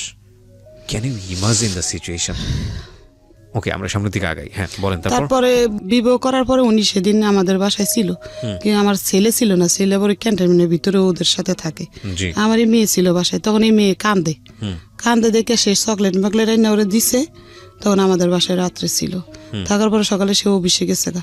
অফিসে যে অফিস করে আমার কাছে, মানে প্রতিদিন থাকে না, ইউনিটে থাকে। কিলে হঠাৎ করে থাকে, ইউনিটের কেউ জানলে না সে মাইন্ড করতে পারে, এর লাগে ইউনিটে ঘুমায়, মাঝে মাঝে এসে আমার কাছে থাকে এরকম করে 2-3 মাস হয়ে গেছে। তখনও জানেন না আপনি যে ওনার আগের একটা বিয়ে আছে? না, যায় না, দেশে যায় না। আচ্ছা, 2004 সালে বিয়ে হয়েছে, তারপরে থাকতে থাকতে 2006 সালে ও প্যাড হয়েছে। মানে এই মেয়েটা যে মেয়েটা বলতে আজকে ভিকটিম। আচ্ছা, ও ভালোই, লোকটা ভালো, আমার সাথে ব্যবহারও ভালো করতো সব সময়, আমার কোনোদিন মারতো না, খারাপ একটা বকও দিত না, রেশন সবই দিত আমার, তেল। আর আমি ওই কাজটা ছাড়ি নেই, কাজটা করি, মানে একবার কাজ বন্ধ করে দিইনি যে তার নির্ভয় করে থাকবো সেটা না, যে আমারটা দিয়ে আমার বাচ্চার খরচ চালাইতে পারবো, তারটা দিয়ে আমি ঘর ভাড়া দিব, এরকম। তখন এইভাবে ভেবে ওই বাচ্চা আমার ডেলিভারি হয়েছে। বাচ্চার যেসব 2.5 বছর বয়স, তখন ওনার কুস্টিং হয়ে গেছে। পোস্টিং? হ্যাঁ, হয়েছে হইলো আপনার যমুনা ব্রিজের গোড়ায়। ওকে। তখন উনি যমুনার গোড়ায় চলে গেছে আমাদেরকে ওইখানে রাইকা। আচ্ছা। চলে যাওয়ার পরে ওইখান থেকে আসে, প্রতি বৃহস্পতিবারে নাইট ফাস্ট নেয়, বৃহস্পতিবার রাত্রে আসে, শুক্রবারে সারাদিন থেকে, শনিবারে সারাদিন থেকে, বিকালে চলে যায়। ওকে। এভাবে সংসার করতে করতে ওই মেয়ের 2.5 বছর হয়ে গেছে। হ্যাঁ, এই মেয়েটার 2.5 বছর বয়স হয়েছে। এখন কাজ ছাইড়া দিছি, আমার হাজবেন্ড মানে সন্দেহ করে যে কাজ করতে যাইতে পারবা না, মানে সারাদিনে ফোন আসে ওই যমুনার গোড়ার থেকে, আবার ওদের সাথে কথা বলতে চাইতো। আমি যদি বাজারে যেতাম তারপর 10 বার ফোন দিয়ে লাইতো। এরপরে আমি কাজটা ছাইড়া দিছি, যে আমরা সন্দেহ করবো আমার এই সংসার ডোবাঙ্গে দেবো গা। কাজ ছাইড়া দিয়ে বাচ্চার 2.5 বছর বয়স। হঠাৎ করে একদিন আমার মেজে বোনটা আসছে, এর মধ্যে আমার বড় বোনও জেনে গেছে, ছোট বোনও জেনে গেছে, আমি বিবাহ বসছি, ফ্যামিলির সবাই জানছে, আমার বাবাও জানছে। তো এখন উনি একদিন আমাদের বাসায় আসছে পর আমার বোনের ছেলে আবার স্টেডিয়াম চাকরি করে, ছবি বানায়, ক্যামেরা নিয়ে আসছিল আমাদের বাসায়, দেশে যাইব ওর মার সাথে। তো হঠাৎ করে আমার এই মেয়ে ওর বাবার কোলে ছবি তুলে নিছে। আমার হাজবেন্ড কখনো আমার লোক ছবি টবি তুলতো না, তো ওদিন গিয়ে প্রথম বাবার সাথে কোলে 2.5-3 বছরের ছবি তুলে নিচ্ছে, 2.5 বছরের 3 বছরের ছবি তুলে নিছে ছবিগুলা রাখছে। হঠাৎ করে 2009 সালে আমার সাথে উনি আর যোগাযোগ রাখে নাই, ওই যমুনার গোড়ার থেকে। আচ্ছা। আর খোঁজ খবর নাই ওনার। এখন 2 বছর হইছে, ওনারে আমি বিশ্রে আর পাই না। হ্যাঁ, ওনার দেশের বাড়ির ঠিকানা কইছে, কিন্তু আমি বিশ্রে মানে পাইতাছি না, ওনার যাইনি। আপনাকে যে বিয়ে করেছিল সেখানে কি কোনো কাবিন হয় নাই? কাবিন হয় না, গতি ক্যান্টনমেন্ট গেছি খোঁজ নিতে বললা। আর ওই নুরুরে বলছি, ও বলে যে কুস্টিং হয়েছে ওই জায়গা, আমার সাথে যোগাযোগ নাই, এই কথা ওই লোকটা বলে। আর গেটে জিজ্ঞাসা করছি যে কেন বিশ্রাম, আমার হাজবেন্ড আবার আমার না করছিল যে কেউর কাছে বললো না আমি তোমার বিয়ে করছিলাম, আমার চাকরি চলে যাবো, কিন্তু আমি বুঝতাম না কেন চাকরি যাবো। ওই যে ওর বউ আছে, আবার দ্বিতীয় বিয়ে করলে চাকরি যাবো, এটা আমার বোঝাইতে চাইছে, কিন্তু আমি বুঝতে পারি নাই। এখন 2 বছর ধরে আর কোনো খোঁজ নাই। এখন কি করবো, আবার বাধ্য হইয়া কাজে লাগছি ওই যাত্রা বাড়ি, ওই মিক্সির কারখানায় কাজ করি। এখন 2 মেয়ে হয়ে গেছে, মানে এই মেয়ের লাগে মেয়ে ওরে রাখা লাগে, কি করবো, রাখতে হয় বাধ্যতা। রাখে কাজ করি করে কোনো মতো চলি 2 বছর ডেইলি ফোন দিতাম 4-5 বার, প্রত্যেকটা সিম বন্ধ করে লাইছে। একটা লোক দিয়ে ফোন দিছে এখন আমারে, ওর একটা ফ্রেন্ড দিয়া বলে যে ও আপনার হাজবেন্ড অসুস্থ, মাদ্রাস নিয়ে গেছে, অ্যাক্সিডেন্ট হয়েছে, আপনি অপেক্ষা করেন, ও মাদ্রাসতে আসলে আপনার কাছে ফিরে যাব। মনে একটু সান্ত্বনা পাইছি যে হইতেও পারে এরকম কি দেখো তো বললে। হঠাৎ করে ওই লোকটারে ফোন দিলে লোকটা আর ধরে না, ওই একদিনে বলছে, আর খোঁজ নেই 2011 সালে ফোনটা রিসিভ করছে পরে আমি কান্দা দিছি পরে আল্লাহর কোন কুদরত আসছে আমাদের বাসায়, বলে যে আমি অ্যাক্সিডেন্ট হয়েছি, মাদ্রাস ছিলাম, সব মিথ্যা কথা। আমি যেমন বলদ, আমার বলদরে বুঝাইছে এমন। তখন গেছে সেদিন, পরের দিন আসছে। এখন আমি বলছি দেখেন ভাই, আপনি আমার নিয়ে যদি সংসার করতে চান তাহলে আমার সাথে কাবিন করতে হবে, তাহলে আমি আপনার সাথে সংসার করবো, নাহলে করবো না। আপনি গেছেন গা আমার মতন আমি 2 মেয়ে খাওয়াইতে পারবো, সমস্যা নেই। পরে বলে যে করবো, আমি কাবিন করবো। তখন উনি আর আমি শনিয়াকরা গেছি, তখন আমি আর উনি গেছি, গিয়া আমরা ওইখানে রেজিস্ট্রি কাবিন করছি, আবার এমনি কাবিনও করছি, 2টাই করছি। এটা কি উনি নিয়ে গেছে আপনাকে সেই অফিসে নাকি আপনি নিয়ে গেছেন? আমি নিয়ে গেছি, 2জনে গেছি রিক্সা দিয়া, যা কাবিন করছি। কইরা পরে আমরা কাবিন লগে তো দেয় না, 3 মাস পরে দিছে রেজিস্ট্রি কাবিনটা। আর ওই কাবিনটা দিছে আমার 1 সপ্তাহ না 15 দিন পরে। টাকা দিছে আমার হাজবেন্ড, 5,000 না কত টাকা নিচ্ছে। কাবিনে কি লেখা, মানে কত টাকা দেন? 2 লাখ টাকা কাবিন করছে। তখন কাবিন করে বাসায় আইছি, তো বালের সংসার করতেছি। পরে ওইখানে আবার উনি সিটিং বাজি করছে। ওই 2 বছর পরে আসছে যে চাকরি করে, কিন্তু যমুনার ব্রিজের গোড়ায় এখন পোস্তগুলো আসছে কয়েকদিনের লাগা, চাইছিল কয়েকদিনের মধ্যে আমারে আবার ভোগ কইরা চলে যাইব। কথা বুঝছেন, মানে মনের ভিত্তি হারামজাদর। তখন ওরা আমি জিজ্ঞাসা করি তুমি এখন কোথায় আছো? আমি উত্তরা র্যাবে আছি।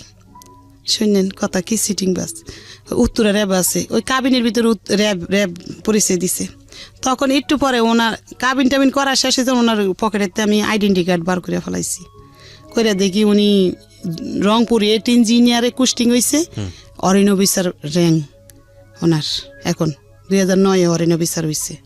তখন আমি বলি এটা কি করলা? কয় কি আরে আমি ছিলাম তো ওই র্যাবে ছিলাম তো এই কয়দিন। শুনলেন কথা, যা কাবিনে র্যাব দিচ্ছে আমার তো সমস্যা নেই। অন দেখি 5 মিনিট পর পর আমার বাসায় চলে আসে। কিরে র্যাবের থেকে 5 মিনিট পর পর তো উত্তরার থেকে আমার বাসায় আসা যায় না, আজকে আমি পিস লাগুম ওর সাথে, কই যায় ও দেখবো। তখন উনি বাইরে গেছে ঘরের থেকে, আমি ওনার পিছিয়ে পিছিয়ে যাই, দেখি উনি পোস্তাওয়ালা ক্যান্টনমেন্ট ঢুকছে। তো 1 দিন 2 দিন 3 দিন ঢুকছে, 4 দিন দিয়ে আমি গেটে গেছি, যাই বলি যে এই লোকটারে চিনেন, আমার কাছে ছবি আছে, ছবি দেখাইছি। লোকটা কয় কিন্তু অরিন অফিসার খুরশেদ, কি হন আপনি? আমি কি আমার হাজবেন্ড? বলে যে আপনার হাজবেন্ড? আপনার বাচ্চা করা? আমি বলি যে আমার 1 মেয়ে। দেখেছি এক মেয়ে আমার, এই যে দেখাইছি ছোট মেয়েটা। বলে যে ও খারো ডাইকে না দিতেছি, তখন ডাইকে না দিছে, ও আমার রাস্তায় আইনা বাসায় নিয়ে আসছে। আইসা উনি অন্ত জিদ দিয়ে ফাইটা যাইতেছে, গিয়ে চলে গেছে, এ তো ডেয়ারিং হয়ে যাবো আস্তে আস্তে আস্তে করে। আর সইরা গেছে গা রংপুর গেছেন 3-4 দিন ধরে আমার সাথে আর যোগাযোগ নাই, ফোনও দেয় না, ফোন অফ। আমি এলাকা গেটে গেছি চালাই করে, যাই বলি যে আমার হাজবেন্ড এখানে তো চাকরি করতো, এখন উনি কোথায়? উনি তো কুস্টিং হয়েছে, আপনার বলেনি? আমি বলি না আমার, হ্যাঁ ওইখানে কোথায় এরম জায়গায়, ওরা আমার ঠিকানা লিখে দিছে। আমি ওরে ছোট নিয়ে চলে গেছি এর গাড়িতে, রাইতের গাড়িতে গিয়ে সকালে নামছি, নাইমা আমার হাজবেন্ডে বার করে নিচ্ছি, নিয়ে ওইখানে এসএম স্যারের কাছে বিচার দিছি যে আমি আমার হাজবেন্ডের লগে থাকবো। সব বলছি, বলি যে হাজবেন্ডের লগে থাকবো। তো আচ্ছা থাকলে আপনার হাজবেন্ড ঘর নিলে আপনি থাকবেন। ওই এর আগে আরেকটা ঘটনা হয়েছে, 2009 সালে বাস্ট হয়েছে, যে ওর 2টা বাচ্চা আছে। কেমনে পাইছি জানেন? একটা সিটি পাইছি, ওর মেয়ে সিটি লেখছে বাবার কাছে। 2 মাস ধরে বাবা বাড়িতে যায় না, তার দাদির কাপড় নাই, তার স্কুলের জুতা নাই। এই সিটিটা আমি পাইছি, পাই না সিটিটা আমি একজনের দিয়ে পড়াইছি, আমি পড়তে জানি না, তো পড়াইয়া দেখি কি বাচ্চাটির কষ্টের কথা লেখছে এটার ভিতরে। হইনা আমার খারাপ, তখন আমি এটা মানে গোটপিট করছি। ওই যাই না গেছি দিকে ওই পলাইয়া গেছে ওই 2 বছর আর আসে নাই। পলানের আগে এই ঘটনা বললা গেছি, পলানের আগে পলাই গেছে ওই যাই না গেছি। আপনি যখন বললেন আর্মিতে গিয়ে এই ঘটনাগুলো, তারপরে কি হলো? তারপর যাই না গেছি দেখে ও পলাইছে। ওই সিডি আমার কাছে আজও আছে, আমি রাইকা দিছি সিডিগুলা। তখন পলাইছে, ওই যে পলানের পরে 2011 আইছে, কাবিন করলাম, করার পরে ওইখানে গেছি। ধরলেন ওরে ফাইনালি তো গিয়ে ধরলেন? ধরছি, আমরা স্বীকার করছে। হ্যাঁ না সেটা ঠিক আছে, তারপরে কি হলো? মানে ওখান থেকে কি বললো? আপনাদের একসাথে থাকার নিয়ম দিচ্ছে। তারপর যে আপনার হাজবেন্ড ঘর নিলে আউটে বাসা নিব, আপনি থাকেন তার সাথে, নিয়ম দিচ্ছে, থাকেন আপনি, সমস্যা নাই। তখন আমি চলে আসছি ঢাকা, যে মাল সামানা নিয়ে পরে যাওয়া লাগবো ঘর নেওয়ার পরে। ঢাকা চলে আসছি আমার বাবুরে নিয়ে, আসার পর ও গাড়িতে উঠাই দিছে, চলে আসছি। আইসা থাকতেছি ওইখানে আসাম স্যারেরা বলছে কি আমি ঢাকা পোস্টিং নিতে চাই, তাহলে আমার 2টা ফ্যামিলির আমি দেখতে পারবো। ঢাকা পোস্টিং নিতে চাই? হ্যাঁ, তখন মিরপুর স্টাফ কলেজ 12 নম্বরে পোস্টিং নিচ্ছে উনি। আচ্ছা, নেওয়ার পরে আমাদেরকে এখান থেকে বাসা ছাইরা আমাদেরকে, এখন মানে আমার ছেলে অনেক বড় হয়েছে, 17 বছর হয়েছে ছেলের। তখন আমি মনে করছি যে আমার হাজবেন্ড ওইখানে রুম নিবো মনে একটা, ওখানে আমার 2 মেয়ে, আবার এই ছেলে কোথায় নিবো, ও কাজ করে এখানে, তো তুমি তো দাদির কাছে থাকো আর আমি ওদেরকে নিয়ে ওখানে যাই, তারপরে তোমারে নিয়ে যাবো পরে। ছেলের ওর দাদি ওই সৎ দাদির কাছে রাইখা গেছি। আমার হাজবেন্ডের এই হলো বাসা আর এই হলো অফিস কাছাকাছি, কিন্তু আমার হাজবেন্ড বলে যে আমার অফিস অনেক দূরে, কিন্তু আমি যেখানে বাসা তখনও একটা লুকোচুরির ব্যাপার স্যাপার ছিল। হ্যাঁ, তখনও উনি আমার সাথে গোটপিট করে। আমি বলি যে কত জ্বর আসছে, মানে জ্বর আইছে। পরে আমি বলি যে ভাবি জ্বর আইছে কি করব? কয় কি কেন, আপনি তো সবকিছু সরকারিভাবে পাবেন। বলে যে আমার সাথে জানতো চলেন দেখায় কে খুশির সাহেব বলে না কিছু। আমি বলি উনি তো বলে ওনার অফিস অনেক দূরে, বলে যে ওনার অফিস অনেক দূরে, এই কথা বললো কেন? বুঝি না তো কিছু, ভাবি আপনাদের বেশি কি গোটপিট আছে? আমি কি না, বলে যে আমার লাগে লোন। তখন আমি ঢুকছি ডাক্তার দেখাইতে, ঢুকার পরে এখন বলে যে বই করা ছাড়া তো ডাক্তার দেখাইতে দিব না। তখন আমার হাজব্যান্ড আমি ফোন দিছি যে আমি ডাক্তার দেখাইতে আইছি, বলে যে ভালো করছেন ডাক্তার, ও ইউনিটের ভিতরে মানে অফিসের ভিতরে। তখন উনি একটা সৈনিক জসিম নাম ওরে পাঠাইছে যে তোমার ভাবি আসছে, যাও একটা বই করে দাও গা। তখন যায় মানে বই করা লাগে, একটা বই কিন না, ওটার মধ্যে মানে স্যারেরা সিল মারবো, তারপর ডাক্তার দেখানোর নিয়ম। তখন আমি ডাক্তার দেখায় বাসায় আইছি। রাত্রে জিজ্ঞাসা করছি আমি কি আপনি বললেন না আপনার অফিস অনেক দূরে, বললে যে আসে আর বলে যে চিন্না লাইছেন তো চিনছেন ভালো করছেন। পরে এরকম করে সংসার করতেছি বালি হঠাৎ কইরা উনি না একটা মেয়ে ওনারে ফোন দেয়, না ধরার গতিকে আমি শূন্য ফেলাইছি। মেয়েটা ওনারে বলতেছে দাদু আপনি ফোন ধরেন না কি লেগা, উনি করছে কি কাইটা দিছে। আমি শুনছি দেখা আমার উঠছে জিদ উঠছে, ওনার মোবাইল কাইটা নিছি, নিয়ে ওনার নাম্বার টিপা বার করছি। ওনার ওয়াইফের নাম আসমা, বার করে আমি ওই নাম্বারে ফোন দিছি। আমি জানি ওর বোন নাম কি সব জানি না গেছি। ফোন দিয়া বলি যে এরকম আপনার হাজবেন্ড ঢাকা একটা বিয়ে করছে আপনি জানেন? বলে যে না তো। তখন তো দেশে শূন্য লাইছে সবাই। শোনার পরে ওই বউ মানে দেশে কান্দাগাড়ি করতেছে ঢাকা আইব। তখন ওই বউ ঢাকা আইছে, আইসা বাসা নিতে চাইছে 12 নাম্বার। আমার হাজবেন্ড বাসা নিয়ে দেয়নি, বলছে যে তুই যদি এখন এখানে বাসা নেস তাহলে আমার চাকরিটা চলে যাবো গা। এ কথা বললে ওই বউ আসছে ঢাকা, আইসা ওরা তেলমুল মাইকা দেশে পাঠাই দিছে। 3 মাস পরে আমার বাবু পেটাইছে। তখন বলে যে বাচ্চা নিছোস হ্যান ত্যান মানে এরকম নিব না বাচ্চা। তখন ও প্যাড হইছে। তখন আমি প্যাড হইতে 12 নাম্বার তখন আমার বাসা চিজ করে ফালাইবো, মানে এখান থেকে চিজ করে অনেক দূরে ফাটাইবো। তো দূরে ফাটাইছে, মানে ও 12 নাম্বার দিকে পাঠাই দিছে। ওইখানে আবার এই বাচ্চা ভর্তি হয়েছে তো ওদের লাগে দাঁড়ে। এখন ও করে কি ইউনিটে ঘুমাই থাকে, আমাদের ওইখানে যায় না, ওই বাসার কলেজের ভিতরে ঘুমাই থাকে, যায় না। জানা দিকে দিতে আমার ওই ছেলে ফোন দিছে একটা মেয়ের বিয়া করছে, একটা মেয়েরে ফোন দিছে আর আমার হাজবেন্ড বলছে আসো আমি নিয়ে আসি তোমাদের। আইনা করছি কি আমার বাসায় বউ সহকার দিয়া ও নি আর আমার বাসায়ও জানা, আমাদের খোঁজ খবর লয় না। এই দেন সামনাসামনি থাকে, আপনি টাকা পয়সা দেয় মাস শেষ, আর এমনি রাত্রে আসেও না বাসায় কিছু না। তখন আমি ওই ছেলে বোরে এখন নিব না, আমি ওদেরকে আনবো কেন? ওরা আইসা মারামারি করে দুইজনে ঘরের ভিতরে। ছোট ছোট মানুষ তো বিয়ে করছে 17 বছরে, বুঝেন না, মারামারি করে বউর সাথে। কোথার মেয়ে? কুমিল্লার মেয়ে, কুমিল্লা ক্যান্টনমেন্টের দ্বারের। মারামারি করে দেখে আমি একটা ঘরে ড্রেসিং টেবিল ছিল আমার আগের, ওটা বিক্রি করে ওদেরকে 2000 টাকা দিয়া কইছি তোমরা যাও গা শ্বশুর বাড়িতে থাকো আন তুমি, পরে আমি ঢাকা যাই কি করি তোমার একটা লাইন করে আমি দিতে পারছি। তখন উনি ওই আমার ওই ছেলে ধরেন হয়েছে সিয়ামেসে, হওয়ার আগে 3 দিন আগে ও চলে গেছে পোস্টিংয়ে। আমার হাজবেন্ড আর আসে টাসে নেই। 3 দিন পরে আমার হাজবেন্ড আসছে, এর মধ্যে আমার বোন আছে, মেজে বোন বাইর বউ আসছে দেশের থেকে, ওরা আমার যত্ন টত্ন করতেছে। দেশে বলছি দেখা উনি জিদ্দের ঠেলা, আগে তো ভালো ভালো বাজার করছে, দেশে বলছি বলে জিদ্দের ঠেলা উনি আমার ঘরে কোনো বাজার করে না। এখন ওনার কোষ্টিম শেষে উনি যশোর চলে গেছে, যাওয়ার পরে আমাদের কোনো টাকা পয়সা দেন, আমাদের ওইখানে ফালাইয়া রেখে গেছে। এখন কি করবো, গেছি যশোর, যাই ওইখানে ইউনিটে বলছি পরে আমার টাকা দিচ্ছে এদিন 10,000 দিছে, পরে আমি আবার চলে আসছি। ওইটা দিয়ে বাড়িওয়ালারা দিছি কয় টাকা জানি, ঘর ভাড়া 4-5 হাজার টাকা, আড্ডা দিয়া চলতেছি। কোনো মধ্যে চলতে 2 মাস টাকা পাঠাইছে বিকাশে। পাঠানোর পরে না আবার 2 মাস টাকা পাঠায় না, 2 মাসের ভাড়া বাজ্যা গেছে। তারপর আবার ওই বাবুরি নিয়ে 22 মাসের এখন গাড়ি তুলছি, গিয়ে গেটে গেছি। পরে ওই লোকজনে আমার হাজব্যান্ডটাই কিনে দিয়েছে, তো হাজব্যান্ডে নিয়ে গেছে, নিয়ে এক সৈনিকের বাসায় উঠাইছে। ওটা ওই সৈনিকের কইছে খাওয়া দাওয়া দিতে দিয়া 2 দিন ধরে আমি ওই সৈনিকের বাসায়, আমার হাজব্যান্ড আমার খোঁজ খবরও নেয় না, যায়ও নি আমার কাছে। তখন আমি নিচে নামিয়া গেছি ওরে কোলে নিয়ে, নামিয়া আমি ইউনিটের ভিতরে ঢুকছি। ঢুকা কমান্ডাররা মনে মিটিং করতেছে, তাই আমার ডাকছে যে কে, কইছে অনুকের ও ভাই। তা আমার যাই জিজ্ঞাসা করতেছে লেফটেন্ট কর্নেল উনি আমার জিজ্ঞাসা করে গেছি। পরে জিজ্ঞাসা করবো কেন আসছেন, কি ভালো মন্দ, তা জিজ্ঞাসা না করে আমার হাজব্যান্ড দাঁড়াই রয়েছে। ও বানাইয়া কইছে ওর বিয়ে হয়েছে আগে, তো আমার তো বিয়ে হয়েছে জানি আমি, সে বিয়ে করছে। বলে যে আপনার কয়টা বিয়ে হয়েছে? আমি কি স্যার আমার আগে বিয়ে হয়েছে, একটা বাচ্চা আছে, মেয়ে বাচ্চা আমার, আমি এটা বলছি। তখন এই কথা বলছে পরে আমি কি স্যার শোনেন আপনি সুস্থ বিচার করেন, যদি সুস্থ বিচার না করেন আল্লাহর কাছে ঠেকা থাকবেন, এটা বলছি। পরে আমার হাজব্যান্ডটা উনি গালাগালি করছে, থাপ্পড় দিয়ে তোর কানা উঠে ফাটালাম, বেদব কোথায় গা তুই বিবাহ করছো খাউন করছো না, বলছে। এবার আমি চলে আসছি, চলে আইসা আমারে মানে আমার হাজব্যান্ড গালাগালি করছে বিচ্ছিরিভাবে, বাইরে নামিয়া গালাগালি করছে। আমি ওই বাবুরা 22 মাসের কোলে মাথা ঠিক ছিল না, ওই ক্যান্টনমেন্টের গেটের সামনে আসছিল ট্রেনের রাস্তা, একবার গেটের সামনে। আমি যে সময় ট্রেনের তলে যাই, ওনারা আমার টানাটানি করছে, আর্মির লোকেরা যে ভাবি এই কাজটা করেন না, আপনি ভালো না। এই ভদ্রমহিলার জীবনের গল্প আসলে সারা রাত শুনলেও শেষ হবে না, কিছু কিছু জায়গায় আমাদের স্কুইজ করতে হচ্ছে, কারণ আমাদের গল্পের যে মূল জায়গাটা। তুই ভর্তি করছি মেয়ের ওই সরকারি স্কুলে, আর ওই মেয়ের ক্লাস বেসরকারি, ওটা সরকারি নাই, 9-এ ভর্তি করছি। এখন এদের পড়ার খরচ আমি চালাই, ওই মিশিং এর কাজ দিয়া কোনো মতে জীবনযাপন করি আমি, বোঝেন। আর একবেলা খাই আর একবেলা খাইও না, ওদের পড়ালেখা চালাই। ও বাচ্চা, ছোট বাচ্চা জানেন, দুধের লেগে কান্না করতো, দুধ দিতাম না, চিনি গুলাই ফিটারের মধ্যে খাওয়াইয়া রাখছি, বাচ্চাটার আমি বড় করতেছি। এভাবে চালাই, বাচ্চাটির পড়ালেখা বন্ধ করি নাই।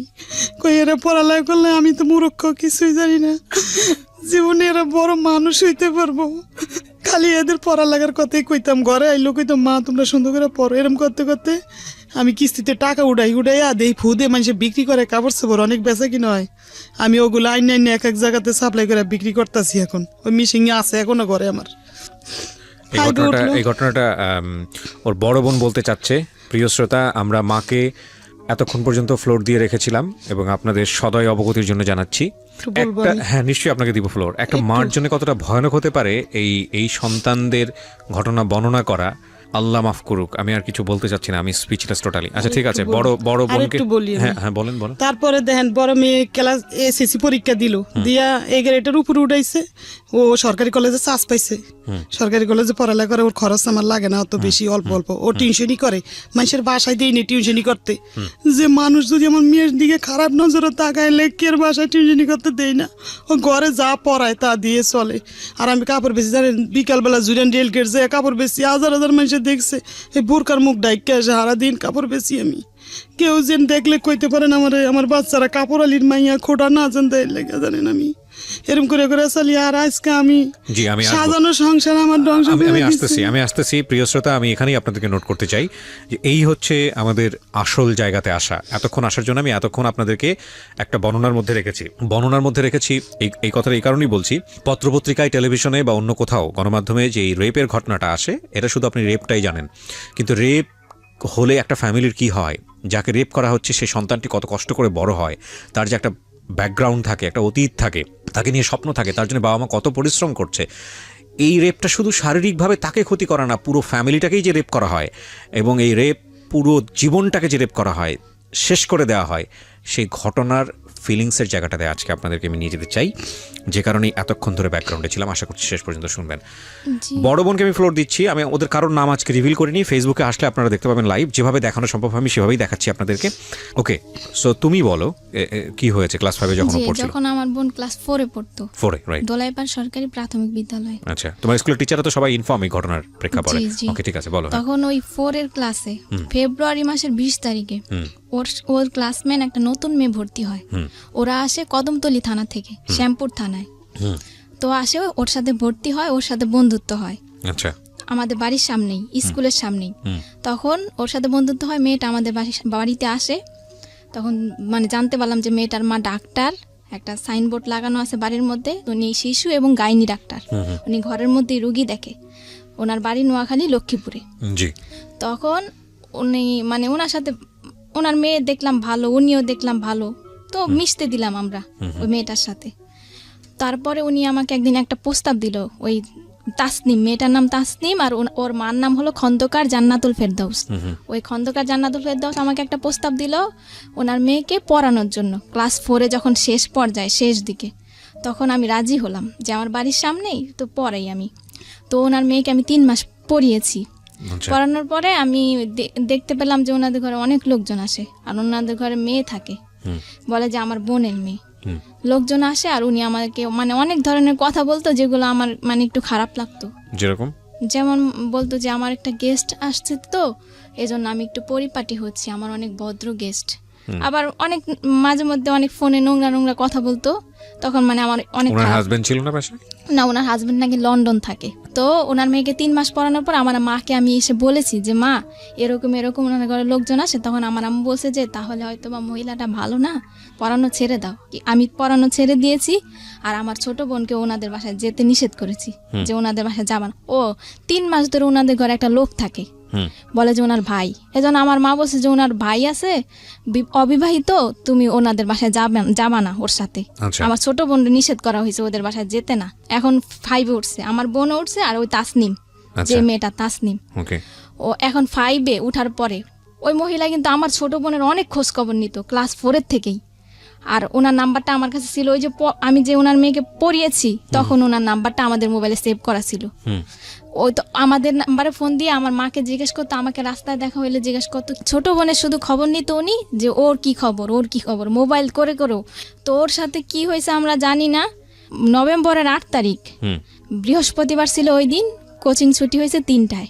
স্কুলেই কোচিং করে, এজন্য আমরা টাকাও দেই, সরকারি স্কুল কোচিং বাধ্যতামূলক, হুম হুম তো আমরা টাকা দেই কোচিং করে। ওই দিন 3টা বাজে কোচিং ছুটি হয়েছে, এমনি অন্যান্য দিন 4টায় ছুটি হয়, হুম তো একটু দেরি হয়েছে। ও আমাদের বাড়ির সামনে আবার থাকে আরেকটা মেয়ে মারিয়া, ওর নাম। তখন মারিয়াকে ডাক দিছি আমি যে মারিয়া, আমার ছোট বোন তো তোমার সাথে আসে প্রতিদিন, আজকে আসে নাই কেন? বলে যে ও তো আগেই চলে গেছে, কে যেন বলছে যে ও আগেই চলে গেছে। তখন আমি আমার আম্মুরে পাঠাইছি যে আম্মু যাও তুমি স্কুলে যাও। পরে স্কুলে গেছে, স্কুল পুরা খুঁজছি আমরা, মানে প্রাথমিকভাবে যাদেরকে কাছে পাওয়া হয়েছে সবাইকে জিজ্ঞাসাবাদ করছে আমার আম্মু। স্কুলের প্রধান শিক্ষক সালাউদ্দিন, ওনাকেও বলছে আমার আম্মু, কিন্তু উনি কোনো গুরুত্ব দেয় নাই বিষয়টা। মানে একটা স্টুডেন্ট যে হারানো গেছে উনি কোনো গুরুত্বই দিল না, যে একটা মেয়ে মানে ওর সাথে খারাপ কিছু হইতে পারে, আমার কিছু দায়িত্ব আছে, আমি যে প্রধান শিক্ষক আমি কিছু দায়িত্ব পালন করি। উনি ওনার মতো বাচ্চা পড়াচ্ছে ঘরে। তখন স্কুলে, ওই স্কুলের আরেকটা ম্যাডাম, ইংরেজি ম্যাডাম জাকিয়া ম্যাডাম, ওনার কাছে আমার বোন ক্লাস 4-এ থাকতে পড়েছিল। ওই ম্যাডামটা একটা ছেলে পাঠায়, ওই ছেলের নাম হলো আসিফ। ওই ছেলেটা ওদের ক্লাসমেট। ওই ছেলেটা আমাদের বাসায় আসে, আসার পরে বলে যে আন্টি চলেন এই ওই পারে যাব সুমাইয়াদের বাড়িতে, সুমাইয়া জানে মানে আপনার মেয়ে, ছোট মেয়ে কোথায় আছে। তখন আমার আম্মু বলে, সুমাইয়াটাকে? সুমাইয়া হলো ওর ক্লাসমেট। তখন মানে আমার আম্মু গেল ওই পারে, গিয়ে জিজ্ঞাসাবাদ করলো যে তুমি কি জানো। কতক্ষণ ধরে ওকে পাওয়া যাচ্ছে না? 3টার থেকে 3টা বাজে ছুটি হয়েছে, ছুটির পরে থেকে 1 ঘন্টার মধ্যে পাওয়া যাচ্ছে না, ওই 1 ঘন্টার মধ্যে খোঁজাখুঁজি শুরু করেছে। আমরা খোঁজাখুঁজি শুরু। Okay. তারপরে আমার আম্মু জিজ্ঞাসাবাদ করা হয়েছে, এই সুমায়ার পায়ে পর্যন্ত ধরছে আমার আম্মু, বলছে যে মা তুমি যদি কিছু জানো আমাকে বলো মা, আমার মেয়েটা তো 1 মিনিটও দেরি করে না কোনোদিনও, আর কোথাও যাওয়ার মেয়েও না, আমার মেয়ে তো ছোট, আমার কোনো আত্মীয় স্বজনের বাসা আমি ছাড়া তো যায় না। হ্যাঁ পরবর্তীতে ওই মেয়ে পুরোপুরি অস্বীকার করছে, বলে যে আন্টি আমি কিছুই জানি না। তখন ও বলছে আমার আম্মু আমাকে ফোন দিছে, তখন আমি বলছি যে তুমি পুলিশের ভয় দেখাও। ওর ক্লাসের কেউ না কেউ তো জানে ওর সম্বন্ধে কিছু, যে ও কোথায় যেতে পারে। তখন আর ওই মেয়েটাকে আমার সন্দেহ হয়েছে কেন, ওই দিন যেদিন ও হারাইছে ওই দিন সকালবেলা আমি যে স্কুলে গিয়ে আমার বোনকে দেখে আসছি, দেখছি যে ওই দিন ও সুমায়ের সাথে বসছিল, সুমায়ের সাথে বসেছিল আমার বোন। আর আমার বোনের ফ্রেন্ড হলো তাসনিম। ওকে। তাসনিম হলো ওর অনেক ঘনিষ্ঠ ফ্রেন্ড, সবসময় শুধু তাসনিমের সাথেই থাকতো। তারপরে আমার আম্মু বললো যে পুলিশ যখন আসবে, যখন ডান্ডার বাড়ি দিবে, তখন সত্যি কথা ঠিকই বলবা, মানে একটু ভয় দেখালো আমার আম্মু। ওকে কিন্তু আমরা সন্দেহ করি না, মানে এমনি প্রাথমিকভাবে জিজ্ঞাসাবাদ করলাম যে কিছু জানে কিনা। তখন ওই সুমায়ের আম্মু বললো যে পুলিশ আমাদের হারে থাকে, মানে ও মহিলা খারাপ ব্যবহার করলো। আর এর আগে তাসনিমকে কিন্তু প্রথম জিজ্ঞাসাবাদ করা হয়েছিল, আমি ভুলে গেছি তাসনিমকে, কারণ ও কিন্তু তাসনিমের সাথেই চলে। তাসনিমকে আমার মা হারানোর পরেই ফোন দিছে তাসনিমের আম্মুকে, তাসনিমদের বাসায় যাওয়া হয়েছে। তাসনিমদের বাসায় তাসনিমও নাই, তাসনিমের মাও নাই। আমার আম্মু ফোন দিছে, আপা আপনি কোথায়?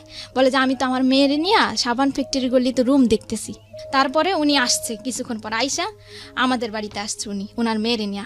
আমাদের ঘরে যখন ঢুকছে ওনার মেয়ে আর উনি কিন্তু আমার মাকে কোনো সান্ত্বনা দেয় নাই, কোনো কথাও বলে নাই যে ভাবি চলেন আমরা থানায় যাই জিজি করি, কি চলেন আমরা কোনো বান্ধবীদের বাসায় খুঁজি। উনি কিন্তু কিছুই বলেনি আমার আম্মুকে। আমার আম্মু তো নিচে পড়ে কান্না করতেছে, আর আমিও কান্না করতেছি।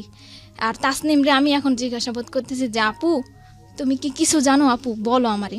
বলে যে না আপু আমি কিচ্ছু জানি না, ও ওদের ওই প্রেম গলিতে গেছে, আমি আমাদের গলিতে গেছি। তাসনিমকে আমি কেন সন্দেহ করেছি, এর মধ্যে একটা কারণ আছে। কারণ যখন মানে আমার ছোট বোন কোচিংয়ে বাসায় কিন্তু এসে খেয়ে আবার কোচিংয়ে যেত, কোচিংয়ে যাওয়ার সময় ওর ব্যাগ থেকে একটা চিঠি পড়ে গেছে। চিঠিটার মধ্যে 3টা মেয়ের নাম উল্লেখ ছিল, ফারিহা, রাজিয়া আর তাসনিম। চিঠিটা ও তাসনিমের কাছে লিখেছে, আমার বোন তাসনিমের কাছে লিখেছে যে প্রিয় তাসনিম, আশা করি ফারিয়াকে নিয়ে ভালোই আছো। আর রাজিয়ার নাম এই চিঠিটার মধ্যে কিন্তু কোনো ছেলের নাম উল্লেখ নাই, তাহলে আমরা কিভাবে সন্দেহ করি যে আমার বোন কোনো ছেলের সাথে যেতে পারে? তাসনিম কিন্তু লিখছে। তখন আমি চিঠিটার কথা গোপন রাখি, তাসনিমের কাছে বলি না যে আমি একটা চিঠি পাইছি, চিঠিটা আমি দেখাইও নাই। কিন্তু আমার পুরোপুরি সন্দেহ হয়েছে যে তাসনিমই জানে যে আমার বোন কোথায় আছে, আর তাসনিমের মাই নিছে আমার বোনকে। তখন আমি আমার মাকে আমি বলছি যে তুমি এখনই থানায় যাও, গিয়ে জিটি করো। কিন্তু আমার আম্মু থানায় যায়নি। তখন আমার আম্মু তখন কি করছে, আমার মানে আত্মীয় স্বজন সবাইকে ফোন দিছে, সবাই অলরেডি চলে আসছে। আসার পরে আমার বড় বোন মানে বড় খালার ছেলে একটা মাইক ভাড়া নিছে দোলাইপাড় ওই পারে 1 নম্বর গলি থেকে মাইক ভাড়া নিছে। ওই 1 নম্বর গলিতে কিন্তু আমার বোনটা ছিল, যেই জায়গা থেকে আমরা মাইক নিছি ওইখানেই আমার বোনটা ছিল। ওইখান থেকে কুতুবখালী 1 নাম্বার গলি, 2 নাম্বার গলি, ডিপটির গলি, কুতুবখালী, দোলাইপাড়, মিরাজির বাগ পুরা কিন্তু আমরা মাইক দিয়ে অ্যালাউন্স করছি। স্কুলের হেড স্যার কিন্তু কোনো পদক্ষেপ নেয় নাই, আর আমার আম্মুকে একটা ফোনও দেয় নাই, হেল্পও করে নাই। উনি কিন্তু বাচ্চাই পড়াইতেছে। স্কুল থেকে হারিয়ে গেছে কোচিং এর থেকে স্কুলে কোচিং স্কুলে কোচিং বাধ্যতামূলক, জি বাধ্যতামূলক, এবং কি আমরা টাকা দেই। কোচিং করতে চাইতাম না, দুইটা বাইরেই তো বেত দিয়া আমার বাচ্চা না সবার বাচ্চা। কোচিং না করলে বাচ্চাদেরকে কম নাম্বার দেওয়া হয় এবং ফেল করিয়ে দেওয়া হয় এবং বাচ্চাদের উপর টর্চার করা কি হয়। দুর্ধর্ষ, কি অমানবিক। এবং আমরা কবে আসলে এই জায়গাটা থেকে বেরোতে পারবো? না না না, আমি আপনার বড় মেয়ের কাছ থেকে শুনতে চাই, আপনাকে আমি ফ্লোর দিব পরে আবার। হ্যাঁ বলেন।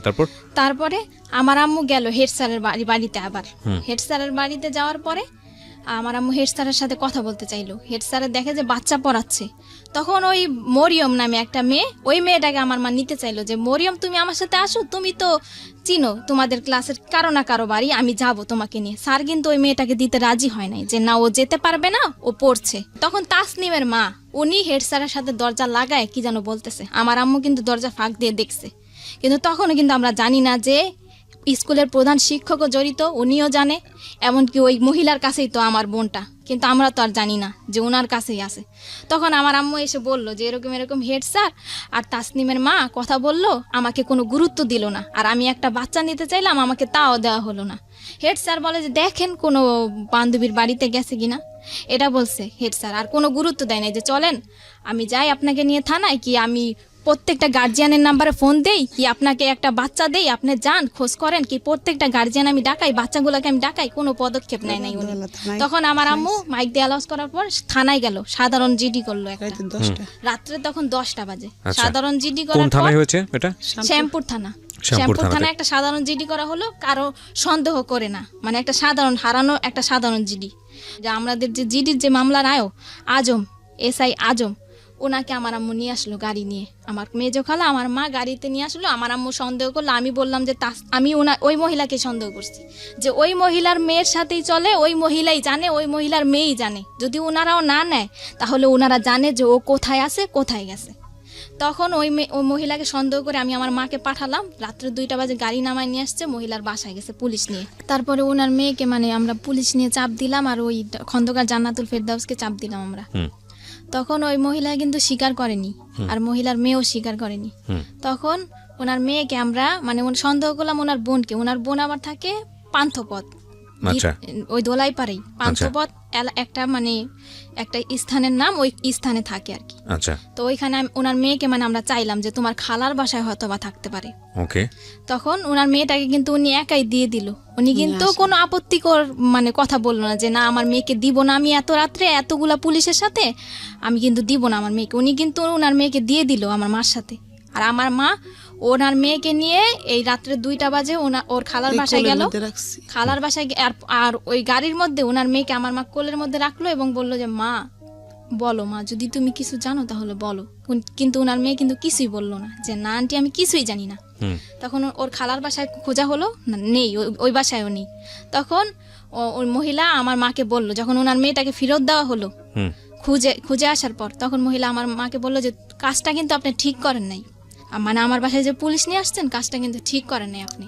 তখন আমার মা বলল যে আমি পুলিশ নিয়ে আসছি, একটু পর আমি র্যাব নিয়ে আসবো, মানে আপনার কাছেই আমার মেয়ে আছে, আপনিই জানেন। আমার মার তখন মাথা ঠিক ছিল না, বলছে। আর মেয়েটা কিন্তু ওনার কাছেই ছিল। কিভাবে উদ্ধার হলো তারপরে আমার মা চলে আসলো বাড়িতে। পরের দিন সকালবেলা শুক্রবার আমার আম্মু কিন্তু শুক্রবারে র্যাবের অফিসে গেল 2বার। এর মধ্যে আমার ছোট খালা মানে মিডিয়ার লোকদের খবর দিল, 71 চ্যানেলের একজন রিপোর্টার, আর টুটুল উনি বিজয় টিভির, আর দৈনিক দিন প্রতিদিনের পত্রিকার একজন, এই 3 জন আর কি আমাদের পাশে এসে দাঁড়ালো আর কি, সান্ত্বনা দিল আমার মাকে যে আপা কান্নাকাটি করেন না, আপনার মেয়েকে পাবেন। 2 দিনে আমরা র্যাবের অফিসে গেলাম, ওই টুটুল বিজয় টিভির সাংবাদিক ওনাকে নিয়ে, উনি সাক্ষী, কেসের সাক্ষী ওনারা। তো ওই দিন শুক্রবার আর মহিলার কাছে গিয়েছে ওনারা সকালবেলা, ওই মিডিয়ার লোকেরা, মিডিয়ার লোকদের সাথে ওই মহিলা অনেক খারাপ আচরণ করছে, এগুলো ভিডিও ফুটেজ ওই সাংবাদিকদের কাছে আছে। তারপরে ওই শুক্রবার সন্ধ্যা 7টায় আব্দুর রব নামের একজন লোক আসলো, এসে আমাদের দরজা টোকা দিল। সন্ধ্যা তখন 7টা। তখন বলল এই রুমে কি কাপড় বিক্রি করে সেই মহিলা থাকে? তখন আমার আম্মু বলল যে হ্যাঁ আমি বিক্রি করি, আমিই থাকি। আব্দুর রবটা কে জানো? আব্দুর রব, যে বাসায় ওরা রাখছে যেই 30 বাসায় ঘন্টা। ছিল ও 30 ঘন্টা, ওকে ওকে, হ্যাঁ ওই আব্দুর রব। বলে আমার আম্মু বলে কি ওই লোকটা বলতেছে যে আপনার মেয়ে আমার বাসায় আছে, আমার কাছে আছে। তো আমার আম্মু বলে যে আপনার বাসায় আছে, আপনার বাসা কোথায়? বলে যে আমি তো মেম্বরের বাড়িতে থাকি। তা আমার আম্মু বললো মেম্বরের বাড়িতে এই যে আপনি কাছে থেকে আমার মেয়েটা দিলেন না, আপনি কি বলে যে না আমি তো 7 তলায় থাকি। বলে যে কোন 7 তলায়? বলে যে না আমি তো 1 নম্বর গলিতে থাকি। লোকটা কয় ধরনের মানে উল্টাপাল্টা কথা বলা শুরু হ্যাঁ করেছে। কথা বলা Okay. শুরু করছে। আর বলে যে আপনার মেয়েটা আমার মেয়ের সাথে চলে গেছে, আপনি নাকি অনেকে মানে মারধর করেন মেয়েকে, আমার কাছে আশ্রয় চেয়েছে, আমি আশ্রয় দিয়েছি। ওনার স্ত্রীকে ফোন দিল, কোথায় তুমি আসো, আসলো আমার বোনটাকে নিয়ে আসলো। আমার বোনটা কে 2টা পুরুষ লোক ধরে ধরে নিয়ে আসছে, আমাদের দোতলার ভাড়াটিয়ারা সবাই সাক্ষী। তখন সবাই মানে ওই লোকটা যে এসে বললো সবাই কিন্তু দরজা খুলে ফেললো, সব কথাই। আমার বোনটা কাঁপতেছে, প্রচন্ড কাঁপতেছে, জ্বর। মানে যাকে দেখে তাকেই ভয় পায়, আর শরীরে অনেক জ্বর ছিল আমার বোনের। তখন লোকটা কিন্তু ঘরের ভিতরে ঢুকতে চাইলো না। হুম, আমার আম্মু অনেক কষ্টে আর আমি অনেক কষ্টে বললাম যে আঙ্কেল আপনাকে কিভাবে ধন্যবাদ জানাবো, আপনি একটু বসেন, কিছু খান আপনি। লোকটা কিন্তু ঢুকতে, এই মহিলা তোর বাচ্চাটা ফেরত দেওয়া কি আমার অপরাধ হইলো? মানে উনি কি আবল তাবল কথা বলতেছে। তখন ওনাকে বসালাম। আমার আম্মু বলে যে আমার গার্জিয়ান আসবে, আমার গার্জিয়ানকে বুঝিয়ে দিবেন আমার মেয়েকে। তখন আমরা মিডিয়ার লোকদেরকে খবর দিলাম, ওই যে আমাদেরকে সান্ত্বনা দিয়েছিল, আমাদের পাশে দাঁড়িয়েছে, আর আমার খালা, আমার আত্মীয় স্বজন সবাই আসলো। ওই আয়োর যে মামলার যে আয়ো আজম এসআই, ওনাকেও খবর দেওয়া হলো, আমার আম্মু খবর দিল। স্কুলের প্রধান শিক্ষককেও আমার আম্মু খবর দিল, কিন্তু ওই খন্দকার জান্নাতুল ফেরদৌসকে কিন্তু আমার আম্মু খবর দেয়নি। আর উনি কিন্তু এই একদিনের মধ্যে আমার আম্মুকে কোনো ফোনও দেয়নি, কোনো খোঁজ খবরও নেয়নি, এমনকি কোনো সাহায্য করে নাই। ওই খন্দকার জান্নাতুল ফেরদৌস আমার বোন ঘরে ঢুকার 5 মিনিটের মধ্যে উনি এসছে 3টা মেয়ে নিয়ে। উনি কিভাবে জানলো যে আমার বোনটা ঘরে আসছে? বড় বড় 3টা মেয়ে। 3টা মেয়ে নিয়ে আসছে। 3টা মেয়ে এসে মানে আমার মার সাথে ঝগড়া শুরু করছে যে কেন আমার মা পুলিশ নিয়ে গিয়ে ওই মহিলার বাসায় খুঁজতে গেছে। তখন আজম যে কেসের যে আয়ো, উনি বলল যে আপা দেখেন আপনার মেয়ে যদি হারানো গেত তাহলে আপনিও খুঁজতে আসছেন, ওনার মনের অবস্থাটা আপনি বুঝেন। তখন তা খন্দকার জান্নাতুল ফেরদৌস বললো আমি আজকে অ্যাকশন নিব, আমার মান ইজ্জত কিছু রাখে নাই, পুলিশ নিয়ে আমার বাড়িতে গেছে। এই পরে আজম বলল যে দেখেন আপনি বাচ্চা নিয়ে বড় কথা বলবেন না, আর ওনার মনের পরিস্থিতিটা বুঝেন, আপনি কি অ্যাকশন নেবেন, এইগুলা কোন ধরনের কথা বলতেছেন? মানে আমি যেটা বুঝতে পারছি তখন পর্যন্ত আপনারা কেউ জানেননি যে ওর সাথে কি না, হয়েছে। না, ও জানে না, ও জানে সব। আপনারা নরমালি যেটা জানেন যে ঠিক আছে, মানে বাচ্চা পাইছি, সুতরাং এটাই অনেক বড় জি, কিছু। জি, জি। হ্যাঁ বলেন। তারপরে কথাবার্তা শেষ করে ওই 3টা মেয়ে কিন্তু ঝগড়া করছে, আর বাড়ির ভাড়াটিয়াদের গেট টোকায় আমার আম্মুর নামে খারাপ খারাপ মন্তব্য করেছে, এমনকি ঘরের মধ্যে আমার আম্মুর সাথে ঝগড়া করছে, গায়ের মধ্যে হাত তুলতে পর্যন্ত আসছে। রাজিয়া, সুরমা জাহান রাজিয়া, মহিলার যে সহযোগী ফার্মেসিতে কাজ করে, ওই রাজিয়া মহিলা কিন্তু কোনো কথা বলে না, ওই 3টা মেয়েই কথা বলতেছে। আর মিতু আসছে, মিতু নাকি ওনার বোনের মেয়ে। মিতু এসে বলতেছে যে গণতান্ত্রিক বাংলাদেশে বিনা কারণে কাউকে জেল খাটানো যায় না, এখানে কিন্তু কোনো জেল খাটানোর কথা উঠে না। ওনারা কিন্তু নিজে নিজে একটা আওয়াজ হচ্ছিল। হ্যাঁ, তারপরে কি হলো? হ্যাঁ, তারপরে ওনারা সবাই চলে গেছে, কেসের আয়ও চলে না, গেছে। স্যার আইছে, হেড স্যার। স্কুলের প্রধান শিক্ষক আসছে এখন। আচ্ছা আচ্ছা। প্রধান শিক্ষক এসে বলতেছে যে এই মেয়ের মা মেয়েকে অনেক অত্যাচার করে, মেয়ে আমার কাছে অনেক দিন বলছে স্কুলে, এই মেয়ের মা মেয়েকে এত অত্যাচার করছে যে মেয়ে চলে গেছে অন্যদের বাড়িতে। তখন হেড স্যার ওকে গিয়ে ধমকাচ্ছে ভিতরের রুমে যে এই মেয়ে, মানে ওকে নাম ধরে বলতেছে যে তুই কার সাথে গেছিস। তখন ও বলছে যে তাসনিম। বলে যে কশাকার তাসনিম না খশাকার তাসনিম, এই প্রশ্নটা ওকে 3বার করা হয়েছে, ও কিন্তু বলছে যে কশাকার তাসনিম। আর হেড স্যার কিন্তু জানে যে ও তাসনিমের সাথে চলে, আর খশাকার তাসনিম নামের কোনো মেয়েই নাই। তখন ওকে ধমকানো হলো, কিন্তু আমরা কিন্তু তখন বুঝি নাই, ওকে চোখ গোড়ানি দেওয়া হয়েছে আমার সামনে আর আমার 2 খালা। আমার নাম কবি না, কিন্তু মানে ওকে চোখ গড়ানি দেওয়া হয়েছে, আমরা কিন্তু বুঝি নাই যে কেন ওকে চোখ গরম দিচ্ছে। স্যার চলে গেছে, সবাই চলে গেছে। তখন পত্রিকার একজন লোক ছিল, আমার ছোট খালা ছিল। তখনই আমার বোনের অবস্থা, শারীরিক অবস্থা, তখন মিডিয়ার লোকের একটা মানে একটা জবানবন্দি নিল, ওর কাছ থেকে জবানবন্দি দিল। মানে ওই মুহূর্তে ও যা বলেছে আমি তাই বলতেছি। ও বললো যে তোমার সাথে কি কি ঘটেছে। তখন ও বলছে যে তাসনিম, সাইমা, সুমাইয়া, এই 3 জনই ওদের ক্লাসে পড়ে। এই 3টা মেয়ের সাথে কোচিং ছুটির পরে আমি গেছি খন্দকার জান্নাতুল ফেরদৌসের ফার্মেসিতে।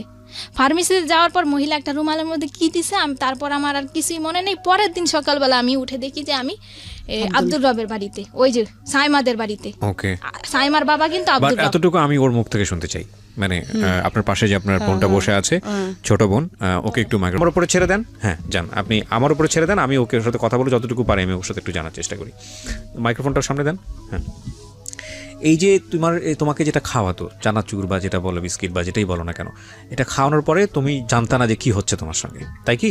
জি। আচ্ছা, এই ভিডিওটা তোমাকে দেখিয়েছিল কবে? মানে 15 দিন আগে হারানোর 15 দিন আগে। 15 দিন আগে দেখে কি বলেছিল?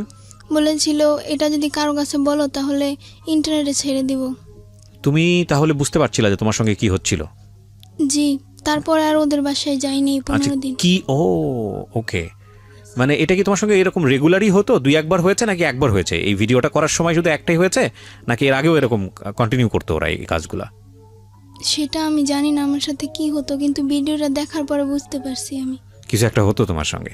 জি। এবং এটা দেখার পরে তুমি ছেড়ে দিয়েছো যে তুমি আর ওদের বাসায় যাও নাই? জি। আর আচ্ছা। ওই বাসায় আমি হেড স্যারকে 4 দিন দেখছি, আমাদের স্কুলের প্রধান শিক্ষককে। না, আপনারা কেন কথা বলতেছেন? আপনারা কথা বলতে তাহলে তার বড় দরকার নাই এখানে। আপনি তোর সঙ্গে কথা বলতেছি না, আপনারা কেন আপনারা কি উত্তেজিত অনেক বেশি? আমাকে একটু ফ্লোর দেন না, আমি কথা বলি প্লিজ। কেউই কোনো কথা বলবেন না, আমার যেটা জানার দরকার সেটা আমি ওর কাছ থেকে বের করে নিব, ঠিক আছে? ওকে, হ্যাঁ বলো, তুমি বলো, তুমি তোমার মতো করে বলো না, যা হয়েছে হয়েছে বলো। হ্যাঁ, কি হয়েছে বলো। হেড স্যারকে আমি 4 দিন দেখছি। 2 দিন দেখছি ওনাদের বাসায় হাসাহাসি করতেছে তাসনিমের আম্মুর সাথে, আর 2 দিন দেখছি গোসল করতে। হেড স্যারকে গোসল করতে দেখেছো ওই বাসাতে? জি। আচ্ছা, তো তুমি যখন এই ধরনের একটা ঘটনা তুমি ওই বাসার মধ্যে, তুমি তো বুঝতে পারছিলে যে কিছু একটা হচ্ছে যেটা হওয়া উচিত না, তাই না? কিছু কি বুঝতে পারতেছিলা যে কিছু একটা হচ্ছে? হেড স্যারকে তো এই বাসায় দেখার কথা না, তুমি কি বুঝতে পারতেছিলা বিষয়টা? নাকি মনে হচ্ছিল যে ঠিক আছে দেখছি, ঠিক আছে? তোমার মনে হয়নি যে এই বিষয়গুলো গিয়ে বাবা মার সঙ্গে কথা বলি, মাকে জানাই বা আমার বড় বোনকে জানাই, এটা মনে হয় নাই? কি মনে হয়েছে যে জানালে কোনো সমস্যা হতে পারে বা ওদেরকে জানালে বকাঝকা করতে পারে, মার দিতে পারে, এরকম কিছু কি? না, তাহলে জানাওনি কেন? আমি মানে আর কি আমার অনেক চাপ ছিল।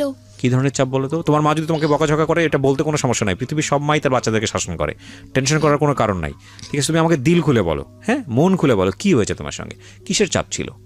আমি সকালে 9টার দিকে স্কুলে যেতাম, স্কুলে ক্লাস করে 2টা বাজে ছুটি দিত। জি। ছুটি দেওয়ার পর বাসে যেতাম খাবার খেয়ে, তারপরে 3টা বাজে আসতাম, 4টা বাজে ছুটি দিত কোচিংয়ে। আচ্ছা, তারপর আবার হেড স্যার একজন শিক্ষক টিচার খুঁজে দিছে, হ্যাঁ, তার কাছে পড়তাম 7টা থেকে 8টা পর্যন্ত 1 ঘন্টা। আচ্ছা, তারপর আবার বাসায় পড়তাম, কোনো বলার সুযোগ ছিল না। আচ্ছা। আর এছাড়া আমি আমার মাকে বলছিলাম যে আমার পেটে নিচে প্রচুর ব্যথা করে, আমার আম্মু বলে যে গ্যাস্ট্রিকের ব্যথা, এই কারণে। তার মানে তোমার সঙ্গে যখন এই ঘটনাগুলো ঘটতেছিল, যখন তুমি বুঝো না বিষয়টা, তখন তুমি বাসায় বলেছো যে তোমার এটা ব্যথা করে, কিন্তু তোমার মা এই জিনিসটাকে বেশি আমলে নেয়নি, তাই কি? জি। আচ্ছা, তারপর কি হলো? ঠিক আছে, গ্যাস্ট্রিকের ব্যথা, কোনো ট্যাবলেট দিয়েছিল? হ্যাঁ, গ্যাস্ট্রিকের ট্যাবলেট দিয়েছিল, বলেছিল এটা খেলে হয়তো তোমার ব্যথা সেরে যাবে। আচ্ছা, তারপরেও ব্যথা সারেনি, প্রচুর ব্যথা করতো। তুমি কি কখনো এরকম কোনো কিছু দেখেছো? মানে আমি তোমাকে এই জিনিসটা জিজ্ঞেস করছি যেটা আমার জায়গা থেকে 100% ক্লিয়ার হওয়ার জন্য, কারণ আমি জানি এরপরে তোমাকে পুলিশে জেরাতে নেওয়া হয়েছে, সেখানেও অভিজ্ঞতা ভালো না তোমাদের, আমি গল্পটা জানি, যে কারণে আমি একটু আমার জায়গা থেকে একটু বিষয়টা ক্লিয়ার করতে চাই। তুমি কি কখনো এমন কোনো বিষয় দেখেছো তোমার শারীরিকভাবে যেটা তোমার কাছে খুব অস্বাভাবিক মনে হয়েছে, ভয়ঙ্কর মনে হয়েছে? এরকম কোনো বিষয় কি তুমি দেখেছো কখনো? নিজে থেকে অবজার্ভ করেছো কখনো? না। এরকম কোনো কিছু অবজার্ভ করনি। এখানে একটা নোটিস করার মতো বিষয় আছে প্রিয় শ্রোতা, সেটা হলো যে যাকে ওনারা অ্যাকিউজ করছেন, আমি কিন্তু আবারও বলেছি, অনুষ্ঠানের শুরুতেই বলেছি, এটা এখন পর্যন্ত প্রমাণিত না, যাকে ওনারা অ্যাকিউজ করেছেন তিনি একজন ডক্টর ছিলেন, তথাকথিত ডক্টর, যেটাই বলি না কেন, কোনো পত্রিকার রিপোর্ট এসছে উনি একজন ভুয়া ডাক্তার, তো ইনি একজন ফার্মাসিস্ট ছিলেন, যাই থাকুক না কেন। সুতরাং এই ধরনের বিষয়গুলো সম্পর্কে ওনার মোটামুটি একটা ভালো দখল ছিল। তো তোমাকে ভিডিও দেখানোর ভয় দেখাচ্ছে 15 দিন আগে, এই ভয়টা ওরা কেন দেখিয়েছে সেটা আমি জানি না। না, কিন্তু তোমাকে ভয় দেখালে তো কোনো একটা কারণে দেখাতে হবে। আগে তুমি ওদের বাধ্য ছিল না বা কিছু? তোমার বড় বোনের বোধহয় বলতে যাচ্ছে, কিসের কারণে ভয়? মানে ভিডিওটা কেন দেখাইছে, যে ওই তাসনিমকে প্রশ্ন করছে যে তোমাদের বাড়ি খাবার খেলে আমার কেন এমন লাগে, হ্যাঁ, তখন কিন্তু ও বলছে যে তোমাদের বাসায় আমি আর যাব না। আচ্ছা, এই না বলছে যে যাবে না, এজন্য ওকে ফার্মেসিতে ডেকে নিয়ে ভিডিওটা দেখাইছে আর বলছে যে তুমি আমাদের কথা শুনতে বাধ্য। ও, তার মানে বিষয়টা হচ্ছে এরকম যে ও যদি বাসায় না যায় তাহলে আলটিমেটলি এই ভিডিওটা পাবলিশ করে দেবে বা এরকম কিছু একটা করেছে। আর যদি তোমার পরিবারের কারো কাছে বলো তাহলে তোমাকে টুকরা টুকরা করে পাচার করবে, এটা ওর কাছ থেকে জেনেছি আমরা, ওকে পাওয়ার পরে। আচ্ছা, এর আগে কিন্তু ও আমাদের বলে নাই। তার মানে এই জিনিসটা খুব প্ল্যান ছিল আপনাদের কথা অনুযায়ী, এবং এটা অনেক দিন ধরে ওর সঙ্গে হয়েছে। সো ও নোটিশ করেছে আপনাদের বাসাতে যে আমার তলপেটে ব্যথা করছে, যেটা খুব স্বাভাবিকভাবে আমি বলতাম যে তুমি হাত ধো না, আর তুমি পানি খাও না, এজন্য তোমার পেটে পানি ব্যথা কম করে। খাইতো। আর প্রচন্ড আজকে- পেটে ব্যথা, কান্না করতো। আজকে স্কুলে আজকে খেয়াল রাখেন এই সেন্টেন্সগুলা, এই বিষয়গুলা। প্রিয় শ্রোতা, আমি বারবার আপনাদেরকে বলছি যে আমি বহুবার রেডিওতে বহুবার এই জিনিসগুলো খুব ডেডলি, খুব সাহসের সঙ্গে উপস্থাপন করেছি। আমি জানি না বাংলাদেশে কোনো গণমাধ্যমে এতটা মানে ডেডলি কোনো সোশ্যাল ইস্যু, কোনো ফ্যামিলি ইস্যু কখনো আসে কিনা। আমি সেজন্য সমালোচিত হয়েছি বিভিন্ন জায়গাতে, সোশ্যাল মিডিয়াতে অনেক উল্টাপাল্টা কথাও বলা হয় আমাকে নিয়ে। আমি বাট সেটার জন্য আমার কোনো কনসার্ন নেই। বাট আমি আপনাদেরকে বলি যে শিশু যৌন নির্যাতন বা সেক্সুয়াল অ্যাবিউজ, এটার যে মানে রেট কতটা ভয়াবহ সারা দুনিয়াতে, বাংলাদেশে তো অবশ্যই। কোনো শিশু যদি কোনো পার্টিকুলার বিষয় নিয়ে কোনো কথা বলে, শরীরের কোনো একটা পার্টিকুলার বিষয় নিয়ে, সেটাকে এই যে ওনারা যেভাবে মানে উড়িয়ে দিয়েছেন যে ঠিক আছে তুমি হাত ধাও না সেজন্য তলপেট ব্যথা করে, তুমি ঠিকমতো খাওয়া দাওয়া করো না, তোমার গ্যাসের প্রবলেম। কিন্তু এই সামান্য ঘটনা, যেটাকে সামান্য মনে করছে, সেটা যে কত অসামান্য এবং কত ভয়ানক রকমের সমস্যা হতে পারে এই সামান্য ব্যথার পেছনে, এটা যদি পরিবার আগে থেকে খেয়াল করতো তাহলে হয়তো এই মেয়েটার জীবনে এরকম দিন হয়তো বা আসতো না। আমি একটু সামনের দিকে আরেকটু আগাতে চাই। তো তুমি বলো, ওকে দেন, ফার্মেসিতে নিয়ে যাওয়ার পরে তোমার কি মনে আছে যতক্ষণ পর্যন্ত তোমার সেন্স ছিল, কি করা হয়েছে তোমার সঙ্গে একটু বলো তো? ওই রুমাল ধরা পর্যন্ত কি কথাবার্তা হচ্ছিল তোমার সঙ্গে? একটা হলো তোমাকে ভিডিও দেখালো, ভয় টয় দেখায় তোমাকে ফার্মেসিতে নিল, তো ফার্মেসিতে যাওয়ার পরে তোমার সাথে কি কথাবার্তা হচ্ছিল যতটুকু তোমার মনে আছে সেন্স হারানোর আগ পর্যন্ত? ওকে দেন ভিকটিম, ছোট আমরা বোন। 3 বান্ধবী মিলে ফাইজলামি করতেছিলাম। আন্টি কি যেন একটা করতেছিল, রাজিয়া জাহান সুরমা, যে ওদের ফার্মেসিতে কাজ করে মেয়েটা, ওই মেয়েটার সাথে উনি কথা বলতেছিল। 3-4 মিনিট পরে দেখি উনি একটা রুমালের মধ্যে কি যেন দিতেছে। তো আমি জিজ্ঞেস করছি, আন্টি কি করেন? তা বলে কি, চুপ করো, একটুখানি বসো। তারপর আমার নাকের ভিতর ধরার পরে আমার আর কিছু মনে নেই। তোমার এই নাকের ভেতর ধরার পরে যখন তোমার সেন্স ফিরছে, ফার্স্ট মেমোরিটা কি? প্রথম তোমার কি মনে আছে? কি দেখছো তুমি ঘুম থেকে ফেরার পরে? কি মনে আছে? কিছু মনে আছে? হ্যাঁ, কি সেটা? আমি ওখানে আমি যখন নাকি ঘুম থেকে উঠি তখন দেখি সাইমাদের বাসায়। সাইমাটাকে তোমার বান্ধবী? জি, আচ্ছা, হ্যাঁ, সাইমাদের বাসায়। সাইমাদের বাসায়। হ্যাঁ, ওখানে ওর বাবাকে দেখছি, ওর আর একটা লোককে দেখছি, আর একটা মেয়েকে দেখছি, হ্যাঁ, আর ওর মাকে দেখছি। হ্যাঁ। তো আমি সাইমাকে জিজ্ঞেস করছি যে আমি এখানে কেন, আমি তো ফার্মেসিতে থাকি। তারপরে একজন ডাক্তার আসছে, হ্যাঁ। ডেলিভারি রুগী থেকে ওরে দেখবো, সে নর্মালি দেখবো। হ্যাঁ। দেখার পর আমি বলছি হারাই গেছে, এই কথা বলছি। হারাই গেলের কথা বললে ওই জায়গা করে পরীক্ষা নিরীক্ষা করে যে হারাইয়া গেছে, মানে কোনো সমস্যা হয়েছে কিনা। তখন মহিলা পুলিশ দিচ্ছে একজন, আর পুরুষ পুলিশ 2 জন। এই 2-3 জন আমাদের সাথে এই 11টার থেকে 3টা পর্যন্ত দাঁড়াইছিল। দাঁড়াই থাকার পরে চেক করছে ওরে। আমার বোনও ছিল লগে, আমার ওই সাংবাদিক, উনিও ছিল একজন পেপারের। ওইরা উনি বলে যে এই বাচ্চার সাথে তো খারাপ কিছু হয়েছে, একের অভিজ্ঞবার। তখন আমি মনোওয়ালের লগে জানেন নিজে পইরা গেছি যে আমার বাচ্চার সাথে কি হয়েছে। তখন আমার সকাল ওসিজিতে ঢুকাই দিয়েছে রাইতে 3টা বাজে।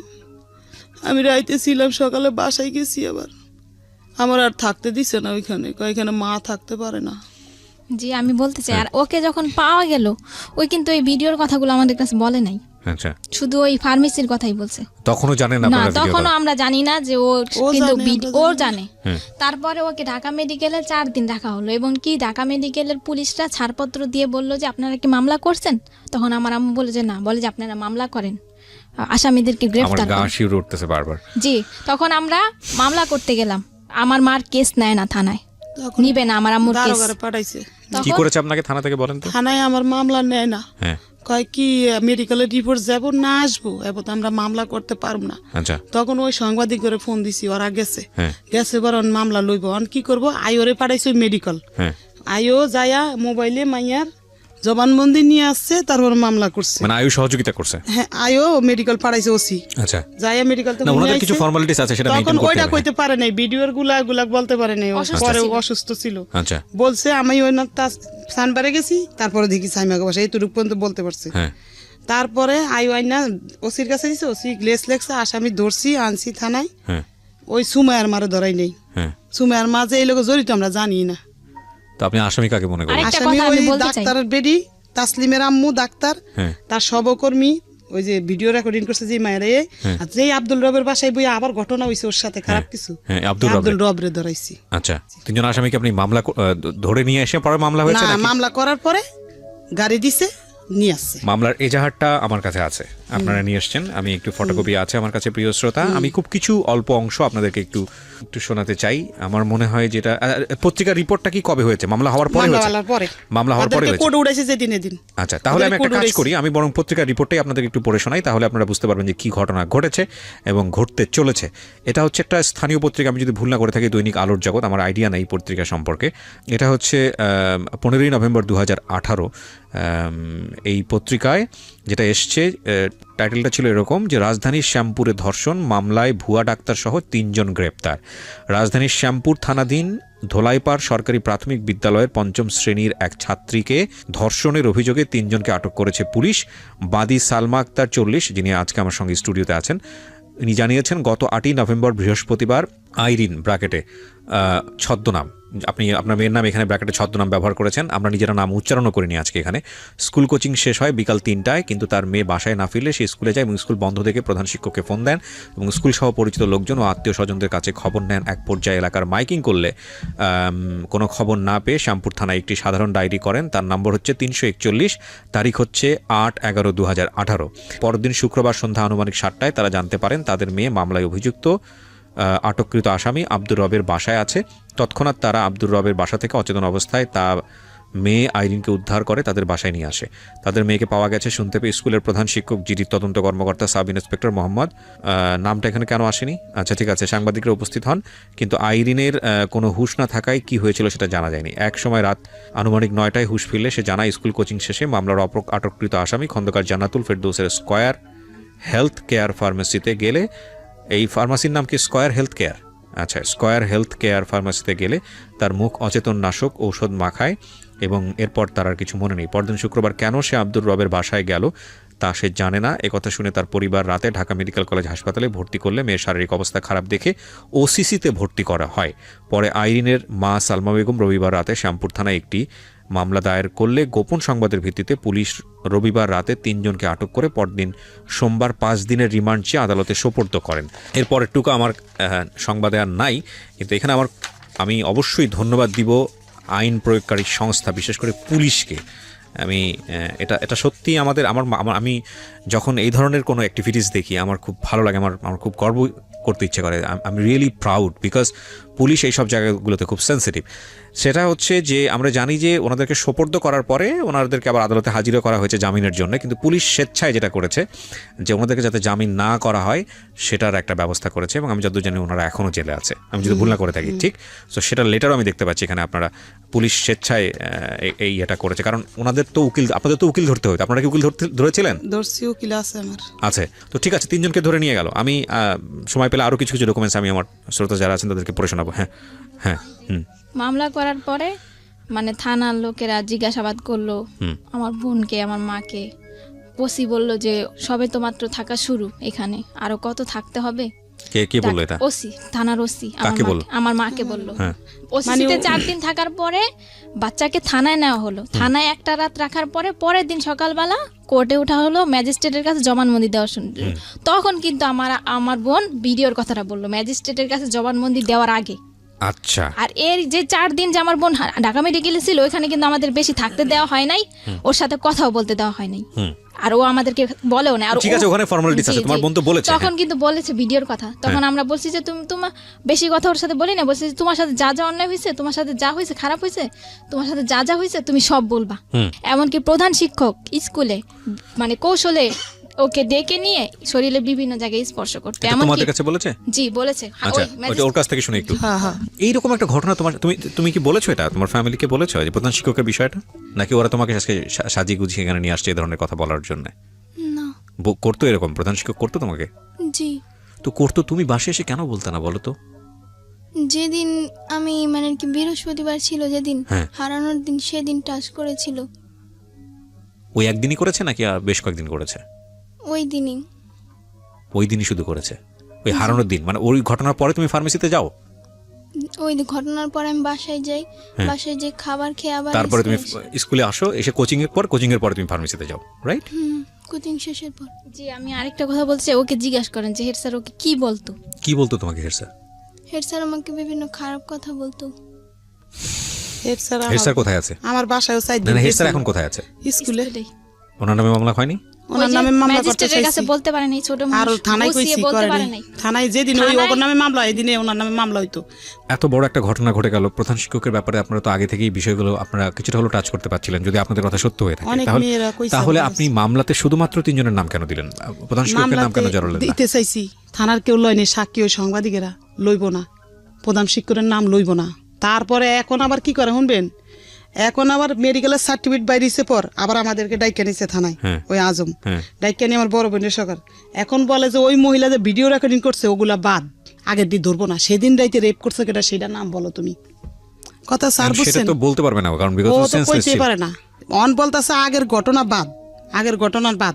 তা আমি কেন আমার মেয়ে যদি আচ্ছা, আমরা আগের ঘটনা ধারাবাহিকভাবে আসি। ও দাবি করছে যে হেড স্যারের সঙ্গে খারাপ ব্যবহার করেছে, কিন্তু আপনারা সেখানে নতুন করে নাম ঢুকাতে পারেন নাই।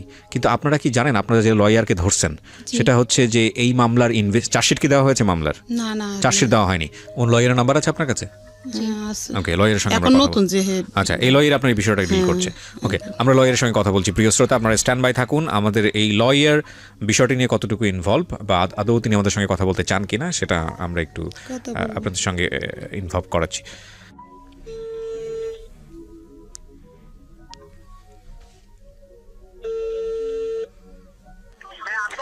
জি, আসসালামু আলাইকুম।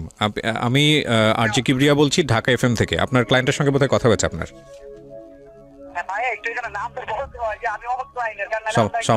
সমস্যা নাই।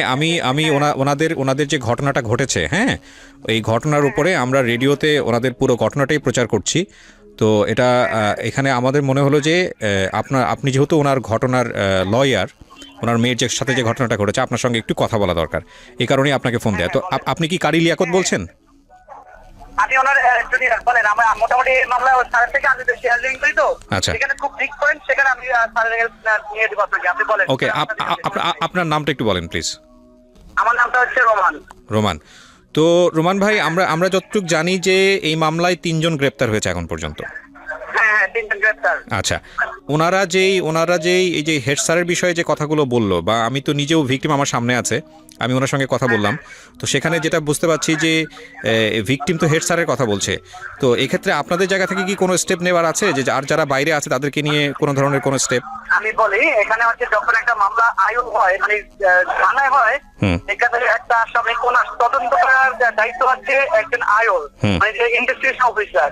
উনি একটা ঘটনা জানবে বাদী থেকে, হ্যাঁ, বা অভিযুক্ত থেকে জানবে, জেনে উনি ওনার যে পয়েন্ট গুলো আছে, যে ওই ক্লু আছে, ওই ক্লু অনুযায়ী উনি একটা ঘটনার সাথে কে জড়িত থাকতে পারে। ফর এক্সাম্পল, আমি এক্স কে বললাম যে এক্স এই কাজটা করছে, কিন্তু উনি তদন্ত করে দেখলো ওয়াই হয়েছে, ওয়াই ওটার সাথে জড়িত আছে। তো এটা সম্পূর্ণ দায়িত্ব হচ্ছে ওনার। এখন উনি যদি এক্স কে এক্স সত্যিকারী মানে লায়াবেল, মানে উনি এক্স কে বাঁচিয়ে বলো যে এক্স না, ঠিক আছে, আঠাশ কেউ, এই ক্ষেত্রে হচ্ছে আমরা করতে পারবো কি, যখন মামলাটা কোর্টে আসবে, জিএস আসবে, তখন আমরা নারাজি দিব যে না, এটাই হয় নাই, আমরা অধিকতর তদন্ত অন্য কোনো এজেন্সি দ্বারা চাচ্ছি, ঠিক আছে। এখন এই মামলার যে মূল, আমি বলি মামলা সম্পর্কে আমি জানি যতটুকু বলি, মামলার মেন কাহিনী হচ্ছে কি আয়ু বায়েস, আসেন বলতে আয়ু বায়েস। এখন আয়ু অনলি ওই যে আব্দুর রব যে অ্যারেস্ট হয়েছে, হ্যাঁ, ওনার শুধু আলামত জিনে টেস্ট করতেছে, ইয়ের সাথে ওই যে ভিকটিমের কাছে যে আলামত পেয়েছে সেই আলামত থেকে এই শুধু ওনার ইয়েটার জন্য উনি এই কোর্টে পারমিশন চাইছে, ঠিক আছে। তো কোর্ট ওনাকে পারমিশন দিচ্ছে ওই ম্যাচিং করার জন্য, যেটা সাদৃশ্যতা না এই দৃশ্যতা, হ্যাঁ, এটার জন্য আদেশ দিচ্ছে। এখন এই ক্ষেত্রে যদি এক্ষেত্রে এটা হচ্ছে আয়ু যদি চায় যে না, এটা অন্য কারো হাত থাকতে পারে, আয়ু অন্য আরেকজনকে সেটা করতে পারে, তাকে সেই মামলায় জড়িত করতে পারে, তার সম্পর্কে সে জানতে পারে। সেক্ষেত্রে আমাদের বেশি কিছু আমরা এই পাই, আমাদের ওরকম কিছু থাকে না। না, কিন্তু আমি যতটুকু জানি যে প্রাথমিক তদন্তে উনি যেভাবে ইনভেস্টিগেট করছেন, সেখানে যদি আপনাদের সে থাকে, সেটা আপনার নারাজি দিয়ে আবার কোর্টে সেটা পেশ করতে পারেন, তাই তো? হ্যাঁ, আমরা সেটা আবার বলতে পারবো যে না, এটা হয় নাই, এক্ষেত্রে আমরা চাচ্ছি না। এটা আসলে আমরা এখনই এইভাবে বলাটা উচিত হবে না, কারণ যেহেতু চাষিটা এখনো আসেনি, সুতরাং এখনই নারাজির প্রসঙ্গ। অনেক কিছু বলে, আরেকটা আয়ু চাইলেই তার মন গড়া হবে একদম, যেখানে ভিকটিম থেকে ধর্ষণের আলামত পাওয়া গেছে মেডিকেলে, রাইট। এক্ষেত্রে আয়ু চাইলেই একটা মামলার ধারা কমায় দিয়া বা কাইটা দিয়ে করতে পারবে না, মন গড়া রিপোর্ট দিতে পারবে না।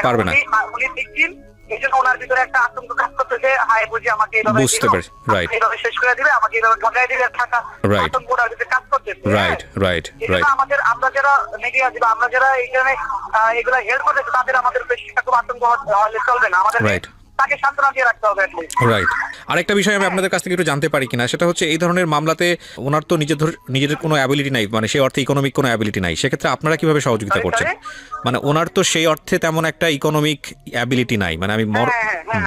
তো আপনারা কিভাবে সহযোগিতা করছেন আসলে এই জায়গাটা থেকে, কারণ আপনাদের নিজেরা তো এখানে প্রফেশনাল, রাইট? আমাদের সিনিয়ররা এক জায়গায় একটা হিয়ারিং এ গেলে মনে করেন থাকে, হ্যাঁ সেক্ষেত্রে আমরা ওনাকে ওরকম চাই না, উনি যা দেয় আপনার সাথে যা দেয় অ্যাটলিস্ট উনি যেটা দিচ্ছেন বা দিতে পারতেছে আমরা সেটাই ওনার থেকে নিচ্ছি, আমরা কোনো কিছু নিচ্ছি না ওনার কাছ থেকে।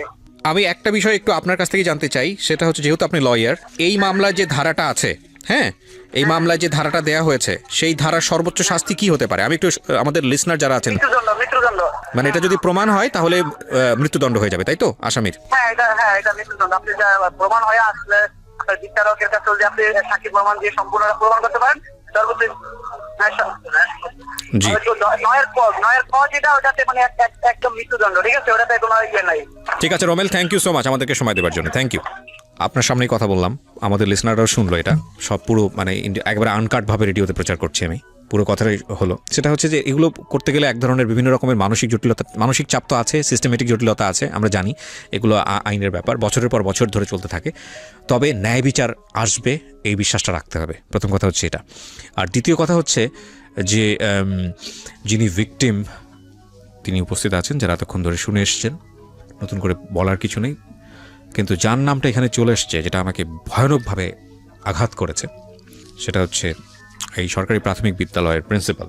ওনার নাম যেহেতু এসছে, উনি সম্মানিত ব্যক্তি, যেহেতু মামলাতেও নেই এবং এটা প্রমাণও হয় না, যেহেতু ওনার নাম মামলাতে যেহেতু নেই, এখন পর্যন্ত প্রমাণ যেহেতু হয় না, সুতরাং সেই জায়গাটি থেকে আমরা আসলে দাবি করতে পারি না উনি এই ধরনের কাজ করেছে নাকি করেনি, কারণ এটার এখতিয়ার কেবলমাত্র কোর্টেরই আছে। কিন্তু যেহেতু এই ধরনের একটা অনুষ্ঠানে তার নাম এসছে, সুতরাং আমরা এটা নৈতিক দাবি মনে করছি তার সঙ্গে কথা বলার, এবং তিনি যেটাই বলুন না কেন সেটা তার বলার অধিকার আছে। তো সেই জায়গাটা থেকে তিনি আমাকে একেবারেই চেনেন না, আমি ফোন একেবারে আনকাট অবস্থায় তাকে দিচ্ছি, এরপরে দেখা যাক কি ঘটনা ঘটে। কি নাম বললেন? সালাউদ্দিন। ধোলাইপাড় সরকারি প্রাথমিক বিদ্যালয়, আচ্ছা।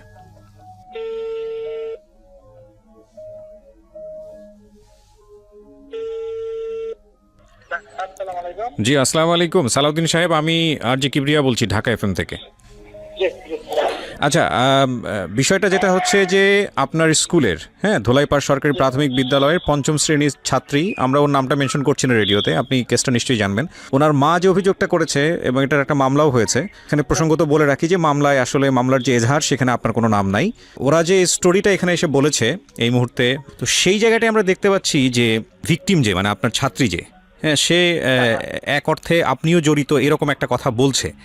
এখানে আসলে আপনার কি বলার আছে? আমি এখানে ডিউ রেসপেক্ট বলে রাখি যে যেহেতু আপনার নামটা এখানে আসেনি, সুতরাং এখানে আপনার বক্তব্যটাও প্রাসঙ্গিক হয়ে যায়, সেই জন্যই আপনাকে ফোন দেয়া।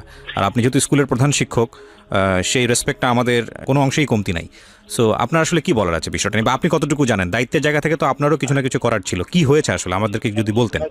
আপনাকে ধন্যবাদ জানাই, বলতেছি যে এটা স্কুলের একটা বাইরের ঘটনা ছিল, ঠিক আছে? স্কুলের বাইরের ঘটনা? স্কুলের বাইরের ঘটনা। এবং শ্যামপুর থানায় যখন এটার মামলা হয়েছে, শ্যামপুর থানার থেকে এটা তদন্ত হয়েছে, এরপরে তদন্ত হয়ে এটা আবার আপনার ইয়েতে গেছে শেলগা থানা। আচ্ছা, ভিকটিম সাপোর্টার যেটা আছে। আচ্ছা, ভিকটিম সাপোর্ট সেন্টার থেকে তো আপনাকেও ডাকা হয়েছিল, আমরা যতটুকু জানি। হ্যাঁ, আমি গিয়েছিলাম এবং ওইখান থেকে ওরা আসছিল, তদন্ত আসছিল। আচ্ছা, ওইখান থেকে ওই তাপসিংহা নামে এক পুলিশ অফিসার আসছিল, আমি ছিলাম না ওইদিন, আমি ছুটিতে ছিলাম। উনি আমার সহকারী প্লাস হলো আমার যে স্টুডেন্টরা ছিল ওদের থেকে একটা স্টেটমেন্ট উনি নিয়েছে। আচ্ছা, যেদিন এই ঘটনাটা হয়েছে সেদিন ছিল বৃহস্পতিবার, জিএসসি পরীক্ষা চলে তখন। জি, আমি আমার এক সহকারীকে নিয়ে পরীক্ষার কেন্দ্রে গিয়েছিলাম, ওই সহকারীও স্টেটমেন্ট দিয়েছিল, স্যার আমি একসাথে আপনার 9:30টার দিকে পরীক্ষার হলে থাকি এবং ওইখান থেকে আমরা প্রায় 1টা-1:30টার দিকে ওইখান থেকে না, কিন্তু একটা বিষয় তো এখানে স্পষ্টভাবে এসছে যে আপনার স্কুলে আসা অবস্থায় হচ্ছে সে মানে হারিয়ে যায়, এবং এ ব্যাপারে যেটা হচ্ছে যে সালমা যিনি অভিযোগ করলেন যে আপনার সঙ্গে বহুবার যোগাযোগ করেছে, আপনার কাছ থেকে সাহায্য চেয়েছে তার বাচ্চাকে খুঁজে পাওয়ার জন্য, সেক্ষেত্রে আপনারা কোনো সহযোগিতা করেননি, এটা আসলে কতটুকু সত্য? সম্পূর্ণ মিথ্যা কথা। আচ্ছা, উনি আমার বাসায় যখন গেছে 3টার পরে, আমি তখন মানে দাঁত খেয়ে তখন স্টুডেন্ট পড়াচ্ছি আমার বাসায়, কারণ জিএসসি পরীক্ষার কিন্তু এরপর দিন হলো ইংরেজি পরীক্ষা। বাসায় পড়াচ্ছেন মানে আপনি প্রাইভেট পড়াচ্ছেন তাই তো? আমার হ্যাঁ ওই তো স্টুডেন্ট ছিল আর কি। আচ্ছা ওরা বাসায় আসে আচ্ছা কয়েকজন। আচ্ছা, এখানে আরেকটা বিষয় এসছে সালাউদ্দিন সাহেব, সেটা হচ্ছে যে আমরা এরকম শুনলাম সালমার কাছ থেকে যে মানে বাচ্চাদেরকে এইরকম বাসায় পড়ানো বা কোচিং পড়াতে এটা বাধ্য করা হয়, এটা আসলে কতটুকু সত্য আপনার স্কুলের ক্ষেত্রে? না, এটার কোনো সত্যতা নাই, এটা মিথ্যা কথা। আর আমাদের ওই যে আছে আপনার যে পঞ্চম আর অষ্টম, আমাদের এখানে অষ্টম পর্যন্ত আছে।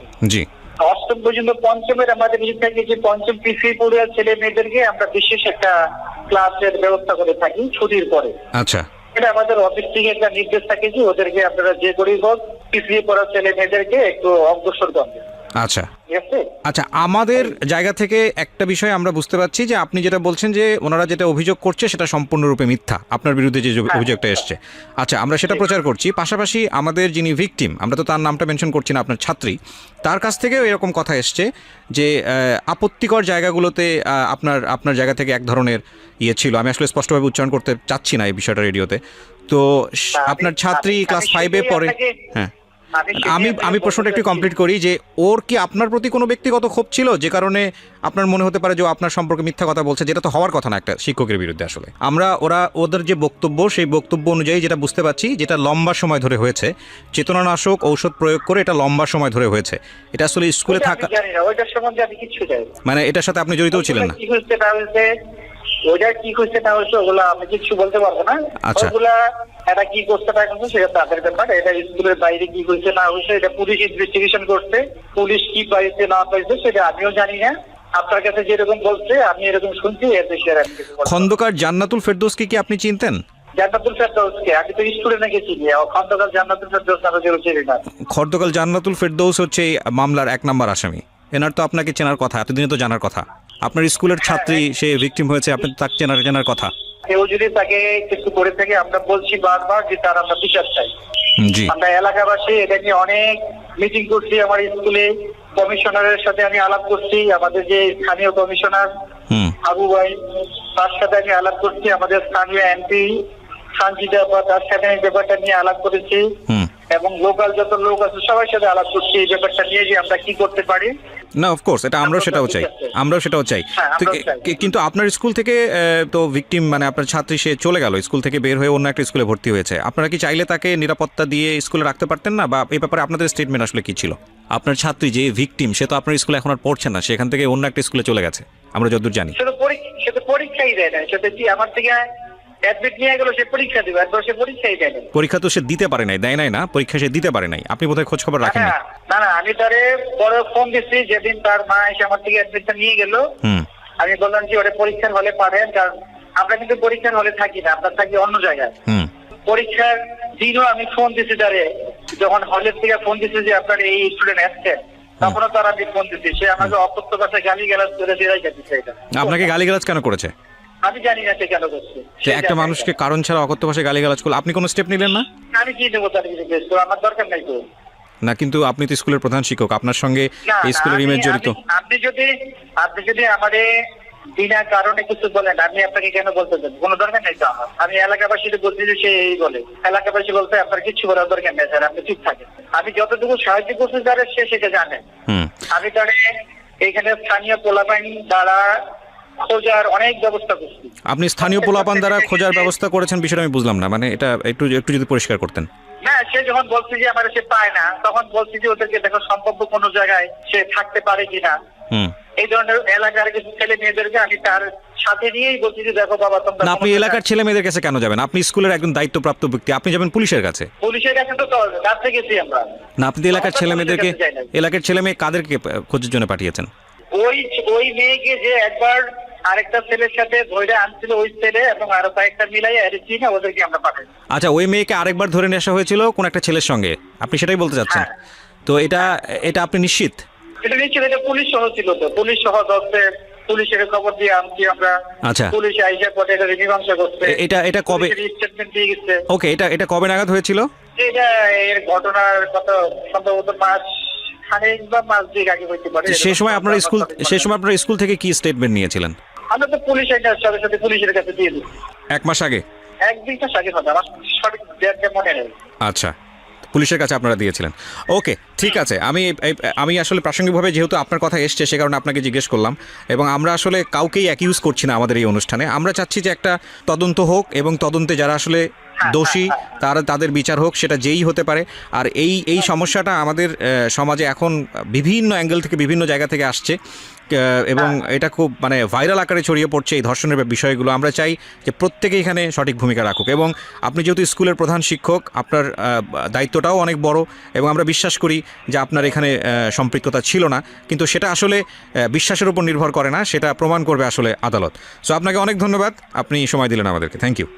তো আমি যেটা বলছিলাম যে আপনার মেয়েকে আমি যেভাবে দেখতে পাচ্ছি তো মৃত, আমার কাছে মনে হচ্ছে যে মানে এর মধ্যে আবার ঘটনা হয়েছিল। কি ঘটনা? ওই থানায় নিয়েছে আবার ওই মেডিকেলের রিপোর্ট আইসা থানায় নিয়েছে রে। ওই ডিসি এই ডিউটি অফিসার নিয়ে দমকাইছে, আগের কথা বাদ, আবার আজমে দমকাইছে, আবার আমি দমকাইছি, কইছি তুমি গেছো কাগো বাসায় তোমার। এবার আমি ওর সাথে কথা বলবো, আপনারা কেউ কোনো ইন্টারাপ্ট করবেন না। গলায় দড়ি দিতে গেছে। আচ্ছা দেন, ওকে দেন, এটা দেন, মাইক্রোফোন দেন। তুমি আমার সঙ্গে কথা বলো 2 মিনিট, হ্যাঁ? সব কিছু ভুলে যাও। আমি জানি যে ঘটনা তোমার সঙ্গে ঘটেছে সেটার জন্য আল্লাহ কাউকে ক্ষমা করবে না, প্রথম কথা হচ্ছে এইটা। কারণ তুমি এখানে নিরপরাধ, তুমি জানো না যে তোমার সাথে কত ভয়ানক ঘটনা ঘটেছে। কিন্তু আমরা সবাই তোমার সাথে আছি, লাখ লাখ মানুষ তোমাকে শুনতেছে, পৃথিবীতে খারাপ মানুষের সংখ্যা বেশি না, হ্যাঁ? লক্ষ লক্ষ মানুষ তোমাকে শুনতেছে, সবাই তোমার জন্য দোয়া করবে আজকে রাতে। সুতরাং তোমার জীবন ভালো হবে, এটা তুমি নিশ্চিত ধরে নিতে পারো। আমি মন থেকে তোমার জন্য দোয়া করি।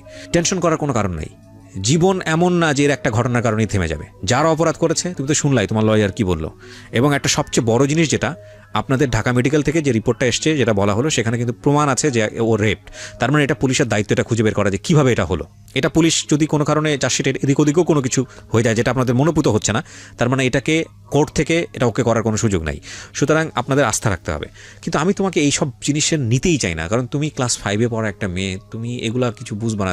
দুনিয়ার এত ভয়ানক জিনিস তোমার জীবনটাকে নষ্ট করে দিক, শেষ করে দিক, তোমাকে একেবারে এফোর করে দিক।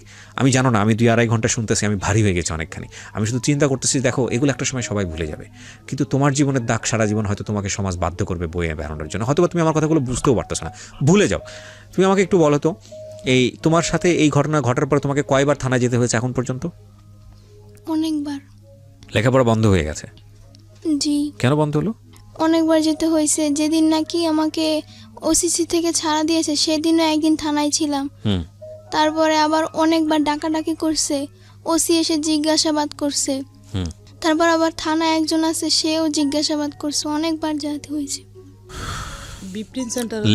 লেখাপড়াটা বন্ধ করলা কেন? এটা কি তোমার মা বন্ধ করে দিয়েছে নাকি তুমি বন্ধ করে? তুমি কনসেন্ট্রেট করতে পারছো না, কি হয়েছে লেখাপড়া? তুমি তো 5-এ পরীক্ষা দেওয়ার কথা। পরীক্ষা দিতে পারিনি। যেদিন আমার পরীক্ষা ছিল সেদিন আমি করেছিলাম।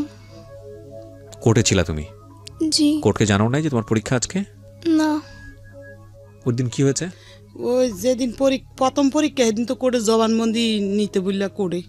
আর যেদিন পরীক্ষা সকালে এদিন রাইতে তো আর রাইতে আমরা থানায় ওরে নিয়ে মেডিকেলতে ছাড় দিলে থানায় এক রাত রাখে, এক রাত থানা জমা নেয়, বুঝছেন? এটা কি মানে ক্লাস 5-এর ফাইনাল পরীক্ষার কথা বলতেছেন? হ্যাঁ, এই যে ফাইনাল গেল যে দিতে পারলো না, তো এখন 5-এ ভর্তি করছি, তো স্কুল ড্রেস বানাই দিছি। স্কুল চেঞ্জ করছেন?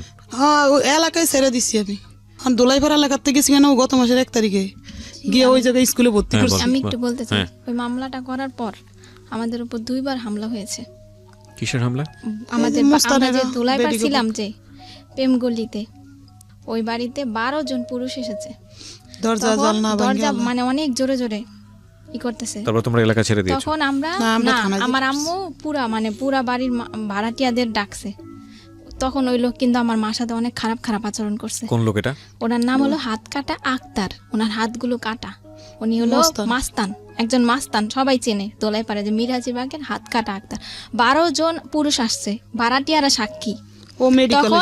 তখন ও ঢাকা মেডিকেলে তখন আসছে। আমার আম্মুর সাথে অনেক খারাপ আচরণ করছে যে আপনার সাথে আমরা আলাদাভাবে কথা বলবো, এর একটা মীমাংসা হওয়া দরকার, আমরা মীমাংসার জন্য আসছি। তারপরে আমার আম্মুর সাথে সাথে আমাকে নিয়ে শ্যামপুর থানায় গেছে, একটা জিডি করছি আমরা এই ঘটনার প্রেক্ষাপটে। জি। আর ওই দিন সকালবেলাও একজন এসেছে, যে ওই যে খন্দকার জান্নাতুল ফেরদৌসের ঘরে যে একটা মেয়ে থাকে মিতু, ওই মিতু একজন লোককে নিয়ে আসছে। ওই লোক আমাদেরকে খুঁজে পায় নাই। আমরা সকালবেলা মেডিকেলে ছিলাম, তো আমাদের বাড়িওয়ালার কাছে কি না কি জিজ্ঞেস করার পরে চলে গেছে, আমাদেরকে পায় নাই। ওই জিডির কাগজ আমাদের কাছে আছে। তারপরে কিছুদিন আগে যে আমার আম্মু যে কোর্টে গেল, সিএম কোর্টের বাইরে, সিএমএম কোর্ট, জি সিএমএম কোর্টের বাইরে আসামি পক্ষের লোকেরা আমার আম্মুর ওড়না ছিঁড়ে ফেলতে নিছে। আমার আম্মুর উপর মানে যখনই দেখে খারাপ কথা বলে, তারপর আমার আম্মুকে হামলা করতে চায়। কোর্টে তো ওকেও নিয়ে যেতে হয়? না ও যায় না, আমার আম্মু বাদী, আমার আম্মু যায়। তো আমার আম্মু কোতোয়ালি থানায় একটা জিডি করছে সাধারণ, হামলা হওয়ার পরে সাথে সাথে আমার আম্মু একটা জিডি। এবং আপনারা জায়গাটা ছেড়ে দিয়েছেন। আপনি এখন কি করেন পেশায়? ওই কাপড় বিক্রি করি। কাপড়, বোরকা পরে কাপড়? এই আরানের আগে কলম না কিস্তি পাইছি, এই টাকা দিয়ে মাল উড়াইছি, বেচতে পারি নাই তো। আমার কিছু বলার নাই। ঘরে একটা আলমারি আছিল, ওইটা 10,000 টাকা বিক্রি করছি। একটা আলমারি বানাইছিলাম ওই কাপড় চোপড় রাখার লেগে, মানে এটা বিক্রি করে লাইছি। এটা দিয়ে যে গাড়ি ভাড়া বুড়া দিয়ে কোর্টে যাই, ওই টুকটাক করে উকিলের 200-300 টাকা এই আলমারি বিক্রি করার টাকা দিয়ে বেচ চালাইছি। ওটা দিয়ে চলতেছে। একটা কথা বলতে পারি শুধু, ইতিহাসের জঘন্যতম একটা এপিসোড প্রচার হলো আজকের এই জীবন গল্পে। আমাদের যে মনুষ্য পরিচয় না, এই মনুষ্য পরিচয়গুলা, আমরা ভয়ানক খারাপ মানুষ। আমার এই সব মানে সিলেবাস এই খুব সুন্দর করে কথাবার্তা বলা, এগুলো সব থেকে বের হয়ে আসে ভিতর থেকে, যেগুলো আসতে সেটা আমি বের করতে পারতেছি না। আমি সরি টু সে, আমরা ভয়ানক রকমের বাজে মানুষ। আমি সাধারণত কখনোই মানে এতটা বেশি পেসিমিস্ট, মানে এতটা বেশি হতাশ হই না, এতটা বেশি ঋণাত্মক কথাবার্তা বলি না। বাট আজকে আমার খুব বলতে ইচ্ছে করছে, কেন জানি। লেভেল থাকা উচিত তো, তাই না? মানে একটা হচ্ছে, এটা তো অবশ্যই একটা পারভার্টনেস, ভয়ানক রকমভাবে বিকৃত মানসিকতার যারা, তারা এই ধরনের শিশু যৌন নির্যাতনের সঙ্গে জড়িত। কিন্তু এইটা ঘটনা ঘটে যাওয়ার পরে যে সিস্টেমের মধ্যে এদেরকে আমরা বেঁধে ফেলছি সঠিক বিচার পাওয়ার জন্য, হয়তো সেটার প্রয়োজনও আছে। এটা কি আরেক ধরনের রেপ না? একটা মানুষকে শেষ করে দেয়া না? এটা তো ভয়ঙ্কর রকম ভাবে, আমার কাছে সেটাই তাই মনে হয়। আপনারা দেখুন, যেখানে সমাজের মানুষের পাশে দাঁড়ানোর কথা, যেখানে সমাজের চারপাশের মানুষ, বাড়িওয়ালা থেকে শুরু করে সবাই পাশে দাঁড়িয়ে বলার উচিত ছিল যে তোমাদের আজকে থেকে আমরা আছি তোমাদের পিছনে, টেনশনের কোনো কারণ নাই, ন্যায় বিচার পাওয়ার জন্য আমরা কাজ করব। সেখানে মাস্তানরা এসে ধমকে দিচ্ছে, সেখানে মাস্তানরা এসে বলছে যে এটা না করলে এটা মীমাংসা করতে হবে, কোর্টে গেলে অন্যার টেনে ছিঁড়ে ফেলছে। আচ্ছা, আমরা কি মানুষ? বুঝলাম যে এই কাজটা করেছে সে ভয়ঙ্কর রকমের অমানুষ, তার মৃত্যুদণ্ড শুধুমাত্র এনাফ না, তাকে তো আমি মনে করি কেটে কুকুর দিয়ে খাওয়ানো উচিত। জীবন্ত অবস্থায় একটা হাত কেটে ফেলা হবে, কেটে ওটা কুকুরকে দেওয়া হবে তার সামনে, সে দেখবে তার শরীরের একটা অংশ কুকুর খাচ্ছে এবং সেটা সে ফিল করবে। তারপরে আরেকটা আঙ্গুল কাটা হবে, তারপরে পাটা কাটা হবে, এবং ওই পাটা ঠিক করা হবে, তারপরে ঠিক করার পর আরেকটা পা কাটা হবে, এবং তাকে জানানো হবে 1 ঘন্টা পর তোমার পা কাটা হবে, 2 ঘন্টা পরে তোমার পা কাটা হবে, তাকে ভয় দেখানো হবে। তার পরিবারের ফ্যামিলি মেম্বারদের সবাইদেরকে মানে ফোকাস করা উচিত যে এই লোকের এই ফ্যামিলিতে থাকতো, এইরকম ভয়ানক রকমভাবে শাস্তি হওয়া উচিত। ধুকে একটা মানুষকে মারা হবে, এবং ধর্ষণের শাস্তি মৃত্যুদণ্ড, ব্যাস, দ্যাটস নট অল। মেরে ফেলা তো ফিনিশ, কয়েক মুহূর্তের হয়তো বা যন্ত্রণা, কিন্তু প্রতি মুহূর্তে এরা যা ফেস করবে সারাটা জীবন। দেখেন তো একটু চিন্তা করে, এই ফ্যামিলিতে একটা ছেলে আছে, সে তার নিজের মতো সংসার করছে, এখন ছোট্ট একটা বাচ্চা, এই 2 মেয়ে, এবং উনি কাপড় বিক্রি করে। ওর কথা বাদই দিলাম, ওর তো বড় বোন। আমাদের সমাজের যে সামাজিকতা, আমরা কি পারবো ওকে একটা সঠিক জায়গায় পাত্রস্থ করতে? বা এই যে মেয়েটা বড় হচ্ছে, ক্লাস 5-এ যে একটা ধাক্কাটা পেলো, ও সারাটা জীবন কি ট্রমার মধ্যে থাকবে আপনারা কি বুঝতে পারেন? ওই জায়গাটা থেকে ও কোন সাইকিয়াট্রিস্টের কাছে যাবে? ওর তো ভাত কেনারই পয়সা নাই, ও কোন সাইকিয়াট্রিস্টের কাছে যাবে? আমরা যখন গণমাধ্যমে এই একটা রেপের খবর পড়ি, আমরা যখন জানি যে একটা ছোট বাচ্চা রেপ হয়েছে, একটা ছোট বাচ্চা সেক্সুয়াল অ্যাবিউজ হয়েছে, আমরা আহা করে স্ক্রল করে অন্যদিকে চলে যাই, মানে আমি ফেসবুকের কথা বলছি, শেষ। কিন্তু আমরা কি জানি একটা রেপের পর একটা ফ্যামিলিকে সারাটা জীবন রেপ সিস্টেমের মধ্যে চলতে হয়? সমাজ তাকে কিভাবে পরিমাণ রেপ করে, কিভাবে বাঁকাচোখে